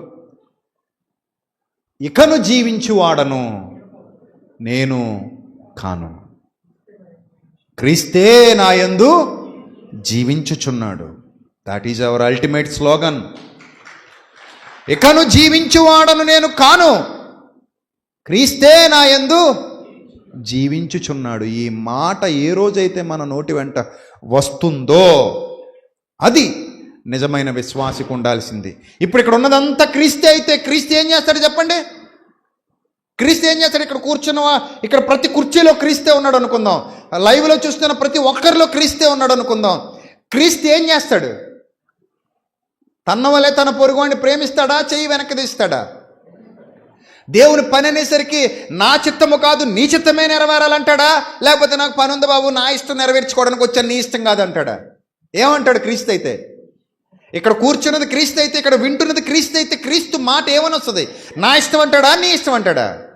నీ ఇష్టమే సిద్ధించాలి ప్రభు అంటాడు. అంత ప్రేమతో పనిచేశాడు కాబట్టి అపోస్తలులు అదే నేర్చుకున్నారు, అదే నిస్వార్థపూరితమైన పని చేశారు. కానీ ఈరోజు మనం ఎలా మారిపోతున్నాం? దొంగల్లా మారిపోతున్నాం. చాలామంది తప్పించు తిరగడం. మాకు సొంత పనులు ఉన్నాయండి, మా వల్ల కాదండి అంటే, మరి మిగిలిన పనులన్నీ ఎవరు చేస్తారంటున్నాను నేను. వదిలేద్దామా మనం? అదేనా దేవుని పని అంటే? అదేనా నిబద్ధత అంటే? అదేనా బాధ్యత అంటే? కాదండి. ఆయన నిన్నెప్పుడు ప్రభువును బట్టి నువ్వు చూపిన ప్రేమను మరుచుటకు దేవుడు ఎప్పుడూ అన్యాయస్తుడు కాడు. నువ్వు రూపాయి పని చేస్తే నీకోసం ఆయన 10 రూపాయలు పని చేయగల సమర్థుడు. నువ్వు 100 రూపాయలు పని చేస్తే ఆయన నీకోసం 10,000 రూపాయలు పనులు చేయగలిగే సమర్థుడు. అంత గొప్ప తండ్రిని మనం కలిగి ఉన్నాం. ఆయన మనల్ని ఎప్పుడు విడివడు, ఎప్పుడు ఎడబాయడు.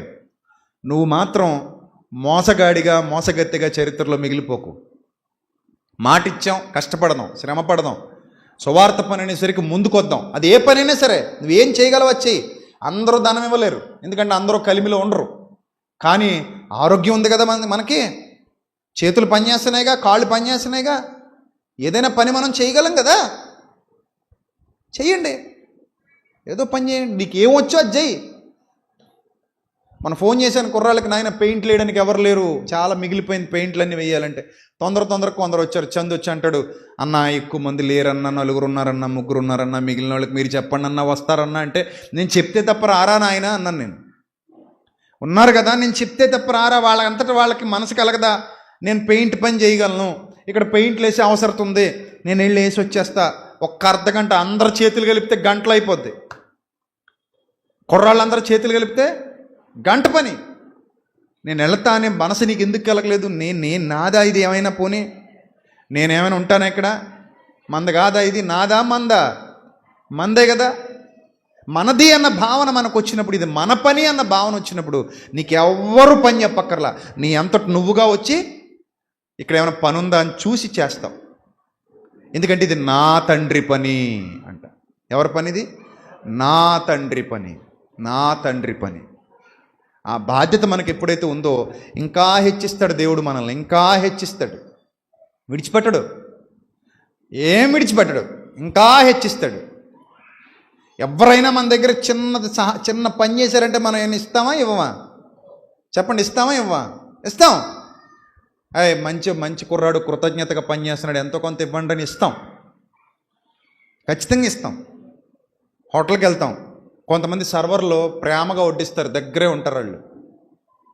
కొంతమంది విసుక్కుంటారు, కానీ కొంతమంది దగ్గరే ఉండి పాపం వాళ్ళకి ఆకలిస్తున్నా అవన్నీ పంటి బిగును భరించి మనకు వడ్డిస్తారు. బిల్లు ఎంత కడతాం తెలుసా? GST, IST, EST అని. మహా అయితే మనం వెళ్తే 2-3 వేల రూపాయలు బిల్లు కడతాం ఫ్యామిలీతో వెళ్తే. ఇప్పుడు ఏ హోటల్కి వెళ్ళినా 1000 రూపాయలు ఎగిరిపోతుంది, లేదా 2000, 3000 ఎగిరిపోతుంది. మనం హోటల్కి వెళ్తే కట్టే బిల్లు అలాగే ఉంటుంది. అవుతుందా? అవదా? అవుతుంది. టిఫిన్ తెచ్చుకుంటేనే 100-200 ఎగిరిపోతుంది. అలాంటిది మన దగ్గరుండి పాపం వడ్డించాడు, బిర్యానీ వడ్డించాడు, ఇంకేమైనా కావాలా సార్ అన్నాడు, 30 సార్లు తిప్పాం. టిష్యూ పేపర్లు తెమ్మంటే తెచ్చాడు, బౌల్ తెమ్మంటే తెచ్చాడు, అన్నీ తీసుకొస్తున్నాడు, ఫింగర్ బౌల్తో సహా అన్నీ తెచ్చి పెట్టాడు. ఇక్కడ అన్నీ అయిపోయాక 10 రూపాయలకు మొహం చూసుకుంటాం వాడికి టిప్ ఇవ్వడానికి. కానీ బాధ్యత కలిగినోడు ఏం చేస్తాడో తెలుసా?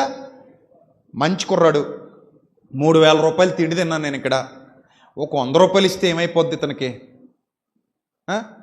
3000 రూపాయలు తిండి తిన్నాను నేను ఇక్కడ, లేదా 2000 రూపాయలు తిండి తిన్నాను, ఫ్యామిలీ అంతా ఎంజాయ్ చేసాం, మంచి ఫుడ్ తిన్నాం. పాపం కుటుంబాన్ని పోషించుకోవడానికి ఇక్కడ వచ్చి అడిగి పెద్ద జీతాలు ఏముండవు, మనం ఇచ్చే టిప్ కోసం చూస్తాడు. ఒక 50 రూపాయలు ఇస్తే పోయింది ఏముందనుకుంటే జాలి కలిగి ఒక 50 రూపాయలు అక్కడ పెట్టామనుకోండి, థ్యాంక్ యూ సార్ అంటాడు. కడుపు నిండిపోయినంత ఆనందం వస్తుంది అతనికి. అందుకే కష్టపడతాడు పాపం, అందుకే కష్టపడతాడు. ఎందుకు కష్టపడతాడు? ఊరికే కష్టపడ్డావు. ఏదో ఒక 50 రూపాయలు, ఒక 20 రూపాయలు, 30 రూపాయలు చేతులు పెట్టామనుకోండి, అమ్మయ్య అని ఆనందంగా వెళ్ళిపోతాడు. చూడండి, అంటే నమ్మకంగా పనిచేసేవాడికి మనం ఇస్తున్నామే ఇవ్వట్లేదా? పరిచయం ఉందా అతనికి? మనకి లేదు. ఆ కాసేపు మన కోసం ఏదో చేశాడన్న కృతజ్ఞతతో 50 రూపాయలు, 100 రూపాయలు. నేను ఎప్పుడు ఒక 100 రూపాయలు, 50 రూపాయలు తక్కువ ఇవ్వను టిప్పు. ఒకవేళ ఎక్కడికైనా వెళ్ళినా ఖచ్చితంగా ఇచ్చి వస్తాను. ఇంకా ఎక్కువ వేస్తుంటాను ఒక్కోసారి ఆ మనిషిని బట్టి. ఏమండి? సో ఎందుకు ఆ మనస్తత్వం అంటే మనకి అయ్యో పాపం అని జాలిపడి. ఇప్పుడు అయ్యో పాపం అని మనమే అలా చేస్తున్నప్పుడు వాళ్ళు చేసిన దానికి మనమే కృతజ్ఞతగా ఏదో చెయ్యాలి, ఉంచుకోకూడదు అనుకుంటున్నప్పుడు దేవుడు మనకంటే మంచివాడు. మనం మంచోళ్ళమా? ఆయనకంటే మంచోళ్ళమా మనం? ఆయన కాలి గోటికి సరిపోం. మనకంటే మంచివాడు యెహోవా ఉత్తముడని రుచి చూచి తెలుసుకుంటున్నాడు. అంత మంచి దేవుడు మన దేవుడు, అంత ప్రేమ కలిగినవాడు ఆయన, కృప కలిగినవాడు. నువ్వు ఏది చేసినా ఆయన మర్చిపోడు. గుర్తుపెట్టుకో, నువ్వు ఏది చెయ్యి ఆయన మర్చిపోడు. కొర్నేలి, నీవు చేసిన ధర్మకార్యములు జ్ఞాపకార్థముగా నా సన్నిధికి చేరాయి, రికార్డెడ్గా ఉన్నాయి ఇక్కడ. కొర్నేలి నువ్వేం చేసావో మొత్తం రికార్డు ఉంది నా దగ్గర అంటాడు. ఇప్పుడు నీకు కూడా అంతే, నువ్వేం చేసావో నీ బ్రతుకులో అన్ని రికార్డ్స్ ఉంటాయి ఆయన దగ్గర. నా దగ్గర రికార్డెడ్గా ఉంది నాయన. అందుకని ప్రభువుని బట్టి మీరు చూపిన ప్రేమను మరచుటకు దేవుడు అన్యాయస్తుడు కాడు. నీకు ఇవ్వాల్సింది తిరిగిస్తాడు తప్ప దాచుకోడు ఆయన. కృతజ్ఞతగా నువ్వు ఏదైనా చెయ్యి, ఆయన నీకు రెట్టింపు దీవెనలు ఇస్తాడు, రెట్టింపు ఆశీర్వాదం ఇస్తాడు. మనం కృతజ్ఞతగా పని చేయడం మాత్రమే మన వంతు, మన బాధ్యత. కాబట్టి పని దొంగలుగా ఉండకండి, నమ్మకంగా పని చేయండి.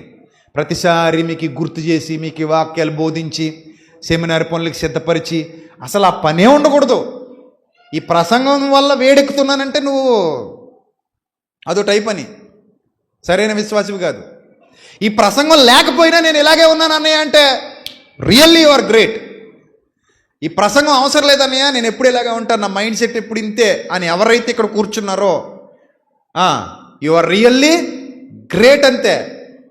మళ్ళీ చెప్తున్నా, లేదన్నయ్య ఈ ప్రసంగం చెప్పాకనే బుద్ధి వస్తుంది అన్నయ్య, ప్రతి సంవత్సరం కూడా ఇలాంటి ప్రసంగం ఒకటి పడాలన్నయ్య నాకు. అది పడితే తప్ప నాకు ఎందుకో పెట్రోల్ వేస్తే తప్ప బండి కదలనట్టు ఇలాంటి ప్రసంగాలు పడితే తప్ప నాకు బుద్ధి రాదన్నయ్య అని అన్నావు అనుకో, నువ్వు ఏం చేయవు, ఎంతసేపు కొట్టమంటావు నీకు గాలి. ఈరోజు నేను పెట్టిన టైటిల్ వేరే, చెప్పిన ప్రసంగం వేరే. లైవ్లో చూస్తున్న వాళ్ళు కంగారు అవుతారు, ఏంది ఇంతవరకు టాపిక్లోకి వెళ్ళలేదని. సాయంత్రం రాజమండ్రిలో మాట్లాడుకుందాం. ఆ టైటిల్ కూడా మార్చే తర్వాత సాయంత్రం రాజమండ్రిలో మాట్లాడుకుందాం, ఆ పెట్టిన టైటిల్ ఏదైతే ఉందో అది. సో అలా ఉంటాయి కొన్ని సందర్భాలు, అలా గాలిసిరి అలా పోతుంటుంది. మరి ఏం చేస్తాం, మీకు అవసరం ఇది, తప్పదు. అందుకనే దేవుడు ఇంకెలా నన్ను అలా నడిపించి ఉంటాడు ఇంకా. సో ఏదేమైనా సరే మంచి సందేశం విన్నారు కాబట్టి ఆయన పని భారం అని అనకండి, ఎప్పుడు అనకండి. మనకు భారం కాదు, బాధ్యత. ఆయన పని భారమా బాధ్యత? బాధ్యతని ఎంతమంది అనుకుంటున్నారు చెప్పండి? భారం అని ఎంతమంది అనుకుంటున్నారు? అది అతను అనుకున్నాడట, అనుకున్నా? భారం అని ఎంతమంది అనుకుంటున్నారు? బాధ్యత అని ఎంతమంది అనుకుంటున్నారు? అది ఎరుకలో ఉన్నారు కదా. Very good. ఎప్పుడు ఆకాశం తోటి చేతులెత్తి పురుషులు సంశయము కోపము లేనివారై పవిత్రమైన తమ చేతులెత్తి ప్రార్థన చేయవాలని అన్నాడు. మనం ఎప్పుడైతే ఆకాశం తోటి చేతులు చాచి ప్రార్థన చేస్తున్నామో దాని అర్థం ఏంటి తెలుసా? ప్రభువా నేను ఉన్నాను ప్రభు అని. ఎవరక్కడ అంటే ఇదిగో ప్రభు అని. మనం అలా అని ఇదిగో ప్రభు అన్నప్పుడు నేనున్నాను ప్రభు, ఇదిగో నా చేతులు నా కాళ్ళు నీ ఎదుట నేనున్నాను ప్రభు, ఏ పనైనా నేను చేయడానికి ఉన్నాను ప్రభు, అది ఎంతైనా తగ్గించుకొని చేస్తాను ప్రభు. నేను మంచి మనసు మనలో ఉన్నప్పుడు దేవుడు నిన్ను ఇంకా హెచ్చిస్తాడు. చూడు, ఆయన నువ్వు చేసి చూడు, నువ్వు విత్తి చూడు, ఫలాలు కనబడతాయి. నువ్వు విత్తకుండా ఫలాలు కనబడాలంటే కనబడవు. మట్టిలో కప్పెట్టేటట్టు తీసుకెళ్ళి తలాంతు మట్టిలో కప్పెట్టి నువ్వు విత్తని చోట కోయివాడువు, చల్లని చోట కూర్చువాడవు అయినా కఠినుడు అని నేను ఎరిగి నువ్వు ఇచ్చింది నీ దగ్గర మట్టిలో కప్పాడని నీది నువ్వు తీసుకుపోవా అన్నాడట. అప్పుడు అన్నాడట, ఎవరు దౌర్భాగ్యుడా, నేను నిజంగానే విత్తని చోట కోయివాడను చల్లని చోట కూర్చువాడనైనా కఠినుడిని అయితే నువ్వు అది ఎక్కడ పెట్టుకోవడం ఎందుకు? అదేదో సహకారుల దగ్గర పెడితే నాకు వడ్డీ అయినా వచ్చేది కదా. మొత్తానికి నా తలాంతును మట్టిలో కప్పెట్టావు దౌర్భాగ్యుడా, నీకు అనవసరంగా రక్షణ అనుగ్రహించాను, నిన్ను అనవసరంగా నేను ఇక్కడ నిలబెట్టాను, ఎలా ఈ భూమి వ్యర్థమైపోవాలి నీలాంటి వాడి వల్ల, నీలాంటి దానివల్ల అని ఈ తలాంతు తీసుకెళ్ళి లోపల పెట్టేయండి అన్నాడా, లేకపోతే ఎవరికేమన్నాడు? డెవలప్ చేసినోడికి ఏమన్నాడు? అది దేవుని మనసు. డెవలప్ చేసినోడికి వాడు ఇంకా డెవలప్ అవుతాడు, ఇంకా డెవలప్ చేస్తాడు. సో మనం ఎప్పుడైతే ప్రభు కొరకు పని చేస్తామో మన వనరులు వృద్ధి పొందుతాయి, మనం ఇంకా డెవలప్ అవుతాం. ఎందుకంటే మనసు ఉంది కాబట్టి. చేసే మనసు ఉన్నవాడికే దేవుడికి ఇచ్చే మనసు ఉంటుంది. నీకు చేసే మనసు ఉంటే దేవుడికి ఇచ్చే మనసు ఉంటుంది. ఎక్కువ చేసేవాడికి మనం ఎక్కువ ప్రేమించమా? ప్రేమిస్తాం. ఇప్పుడు మొత్తం 16 కెమెరాలు ఉన్నాయి ఇక్కడ, మాటలు కూడా వినబడిపోతాయి ఈ కెమెరాల్లో. చక్కగా అబ్జర్వ్ చేయాలి. నేను అక్కడ మంత్రాలయంలో ఉన్నా కూడా నేను అబ్జర్వ్ చేసుకుంటూనే ఉన్నాను. ఏం చేస్తున్నారు వీళ్ళు, ఎవడు తుడుస్తున్నాడు, ఎవడు కష్టపడుతున్నాడు, ఎవడు శ్రమ పడుతున్నాడు, ఎవడొచ్చాడు, ఎవడు పోతున్నాడు. చక్కగా ఫోన్ పెట్టుకుని చూసుకుంటూ ఉన్నాను అక్కడ నుంచి వచ్చేటప్పుడు కూడా, హైదరాబాద్కి వచ్చేప్పుడు కూడా. ఫ్లైట్ ఎక్కిన తర్వాత సిగ్నల్ పోద్ది, దిగిన తర్వాత చీకటి అడిపోయిందిలేండి. సో మ్యాక్సిమం అబ్జర్వ్ చేస్తూ ఉంటాను. రాత్రి 2 గంటలకు కూడా ఒక్కోసారి కెమెరాలు ఓపెన్ చేసి చూసుకుంటూ ఉంటాను, ఏం జరుగుతుందా చర్చి దగ్గరని. మెలకు వచ్చింది అనుకోండి, మంచినీళ్ళు తాగి ముందు కెమెరా చూసుకుని మళ్ళీ పడుకుంటాను. ఒకసారి రీవైండ్ చేసుకుంటాను, ఒకటి ముందుకు వెళ్తుంటాను, వెనక్కి వస్తుంటాను, ఏం జరిగిందో చూడాలి కదా మరి. సో అలాంటప్పుడు నేనే ఇంత చూసుకుని, పలానాడు పని చేస్తున్నాడు, పలానాడు కష్టపడుతున్నాడు, పలానా ఆమె కష్టపడుతుంది, పలానా ఆమె వంట చేస్తుంది, పలానా ఆమె శ్రమ పడుతుంది అని అనుకుంటాం కదా. వీడు దొంగోడీడు, వీడు కూర్చునే ఉంటున్నాడు, వీడేం పని చేయడీడు అని అనుకుంటాం కదా. సో నేనే అలా అనుకుంటున్నప్పుడు దేవుడు అనుకోడా? వీడు నా కోసం పని చేస్తున్నాడు, నా కోసం కష్టపడుతున్నాడు, నేను స్వార్థపూరితంగా ఉన్నాడని దేవుడు అనుకున్నప్పుడు నీకేమేలు కొదువు చేయడు. శాంక్షన్ అంటాడు అంతే, నీకు గ్రాంటెడ్ అంటాడు అంతే, గ్రాంటెడ్ అంటాడు. మీకు ఏది ఇష్టమో అడుగుడి, అది మీకు అనుగ్రహింపబడును. ఎప్పుడు మీరు నా యందు మీ యందు నా మాటలు నిలిచి ఉన్నాయి అడల మీకు ఏది ఇష్టమో అడుగుడి అన్నాడు. అవే మేము మాత్రం మా పనులు మేము ఉంటాం ప్రభా, నువ్వు మాత్రం మా పని చేసే ప్రభా అంటే అది రైట్ ఉండదు మనకి. కాబట్టి కష్టపడండి. ప్రతిసారి మీకు ఎవరో గాలి కొట్టరు, ప్రతిసారి మిమ్మల్ని ఎవరో ఇలాంటి బలమైన ప్రసంగాలు చేయక్కర్లా, అవసరం లేదు. మీకు మీరే బలం పొందండి. ఇది నా పని అన్న మంచి మనసుతో పని చేయండి. ఎవడో లేడన్నప్పుడు నేనున్నాను అనాలి. మా నిమిత్తము ఎవడు పోవును అన్నాడా లేదా? యెషయా గ్రంథంలో అన్నాడా? ఎవడున్నాడు మా నిమిత్తము ఎవడు పోవును అంటే అప్పుడు ఏమన్నాడు అతను? ప్రవక్త, చిత్తం ప్రభువా, ఐఎమ్ హియర్, నేనున్నాను ప్రభువా అన్నాడు. అంతే, నేనున్నాను ప్రభువా, నేనున్నాను కదా ప్రభువా, ఇంకెవరో ఎందుకు ప్రభువా, నేనున్నాను కదా ప్రభువా. ఆ మనసు ఏ తమ్ముళ్ళో, ఏ అన్నయ్యలో, ఏ చెల్లెమ్మలో, ఏ అక్కలో ఉంటుందో వాళ్ళు ధన్యులు. అప్పుడప్పుడు నాకు దూరదేశాల నుంచి ఫోన్ చేసి కొంతమంది అక్క చెల్లెమ్మలు అంటారు, తమ్ముడు అక్కడ మేము ఉండుంటే ఇదంతా మేమే చేసేవాళ్ళం అంటారు. నిజం, అక్కడ మేము ఉండుంటే ఈ పనులన్నీ మేమే చేసేవాళ్ళం, ఈ కష్టం అంతా మేమే పడేవాళ్ళం అంటారు. పాపం వాళ్ళు ఎక్కడో దూరం ఉండి వాక్యం వింటారు వాళ్ళు. ఇక్కడ దగ్గరగా ఉండి మనం ఏం చెయ్యం. తప్పండి. మట్టిలోకి వెళ్ళిన తర్వాత ఏ పని ఉండదు మనకి. మట్టిలోకి వెళ్ళిన తర్వాత ఏముంటుంది చెప్పండి? మన పని ఉండదు, దేవుని పని ఉండదు. కానీ ఒక మాట చెప్పి ముగించిన, మట్టిలోకి వెళ్ళిన తర్వాత మన కోసం చేసిందంతా మట్టిలోనే ఆగిపోద్ది. కానీ మట్టిలోకి వెళ్ళిన తర్వాత మనం దేవుని కోసం చేసిందంతా మనతో వస్తుంది. అది మనకు దేవుడు అనుగ్రహించిన గొప్ప ధన్యత. ఈ ఒక్కటి గుర్తుపెట్టుకోండి చాలు.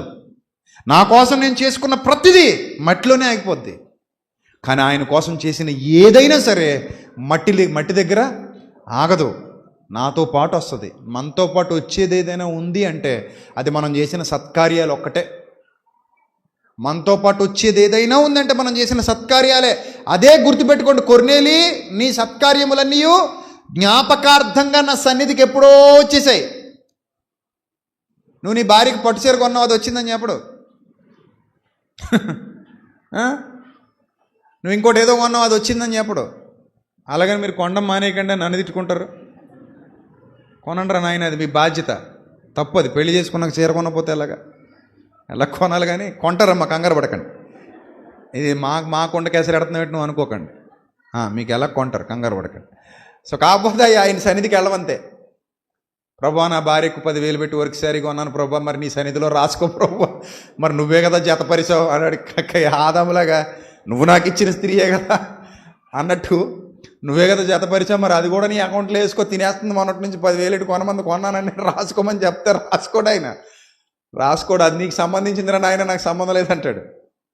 అదే నువ్వు వేదనలు కనికరించి నీతిగా యథార్థంగా సత్కార్యాలు జరిగిస్తూ, ప్రభు ఇది నీ పని కొరకు నేను బాధ్యతగా వ్యవహరించాను, నీ పని కొరకు కష్టపడ్డాను, నీ పని కొరకు శ్రమ పడ్డానంటే ప్రతిదీ నీ జ్ఞాపకార్థంగా ఆయన సన్నిధికి చేరతాయి. మట్టిలోకి వెళ్ళిన తర్వాత కూడా మిగిలిది దేవుని పనే. కాబట్టి ఆయన పనిలో కడవరకు నమ్మకంగా ఉందాం. అట్టి ధన్యత దేవుడు మనందరికీ దయచేయునుగాక. ఆమెను తలలో వంచండి, ప్రార్థన చేసుకుందాం. సకల ఆశీర్వాదములకు కారణభూతుడా తండ్రి, మీరు మాకు అప్పగించిన పని బాధ్యత తప్ప భారం కాదు ప్రభువా. ఇది భారంగా ఏ ఒక్కరూ భావించకుండా బాధ్యతగా భావించి మీ సన్నిధి కాంతిలో వర్ధిల్లడానికి సహాయం చేయండి. జ్ఞానం ఇవ్వండి, వివేకం ఇవ్వండి తండ్రి. తొట్టిల్లిపోని మనస్తత్వం దయచేయండి. ఇది మా పని ప్రభువా, మా అందరి పని, మీరు మాకు అప్పగించిన పని తండ్రి. నమ్మకంగా మీ పని చేయడానికి మీరు మమ్మల్ని ఏర్పరుచుకున్నారు ప్రభువా. కడవరకు నమ్మకంగా చేసి తండ్రి మిమ్మల్ని సంతోషపరిచే పిల్లలుగా, మిమ్మల్ని ఆనందపరిచే పిల్లలముగా మేము ఎల్లప్పుడూ ఉండినట్లు సహాయం దయచేయమని ఘనత మహిమ ప్రభావములు మీకే చెల్లిస్తూ క్రీస్తు వారి శ్రేష్టమైన నామంలో ఈ ప్రార్థన మనవులు అడిగి వేడుకొనుచున్నాం మా కన్న తండ్రి. Amen. God bless you all. Love you all. Thank you.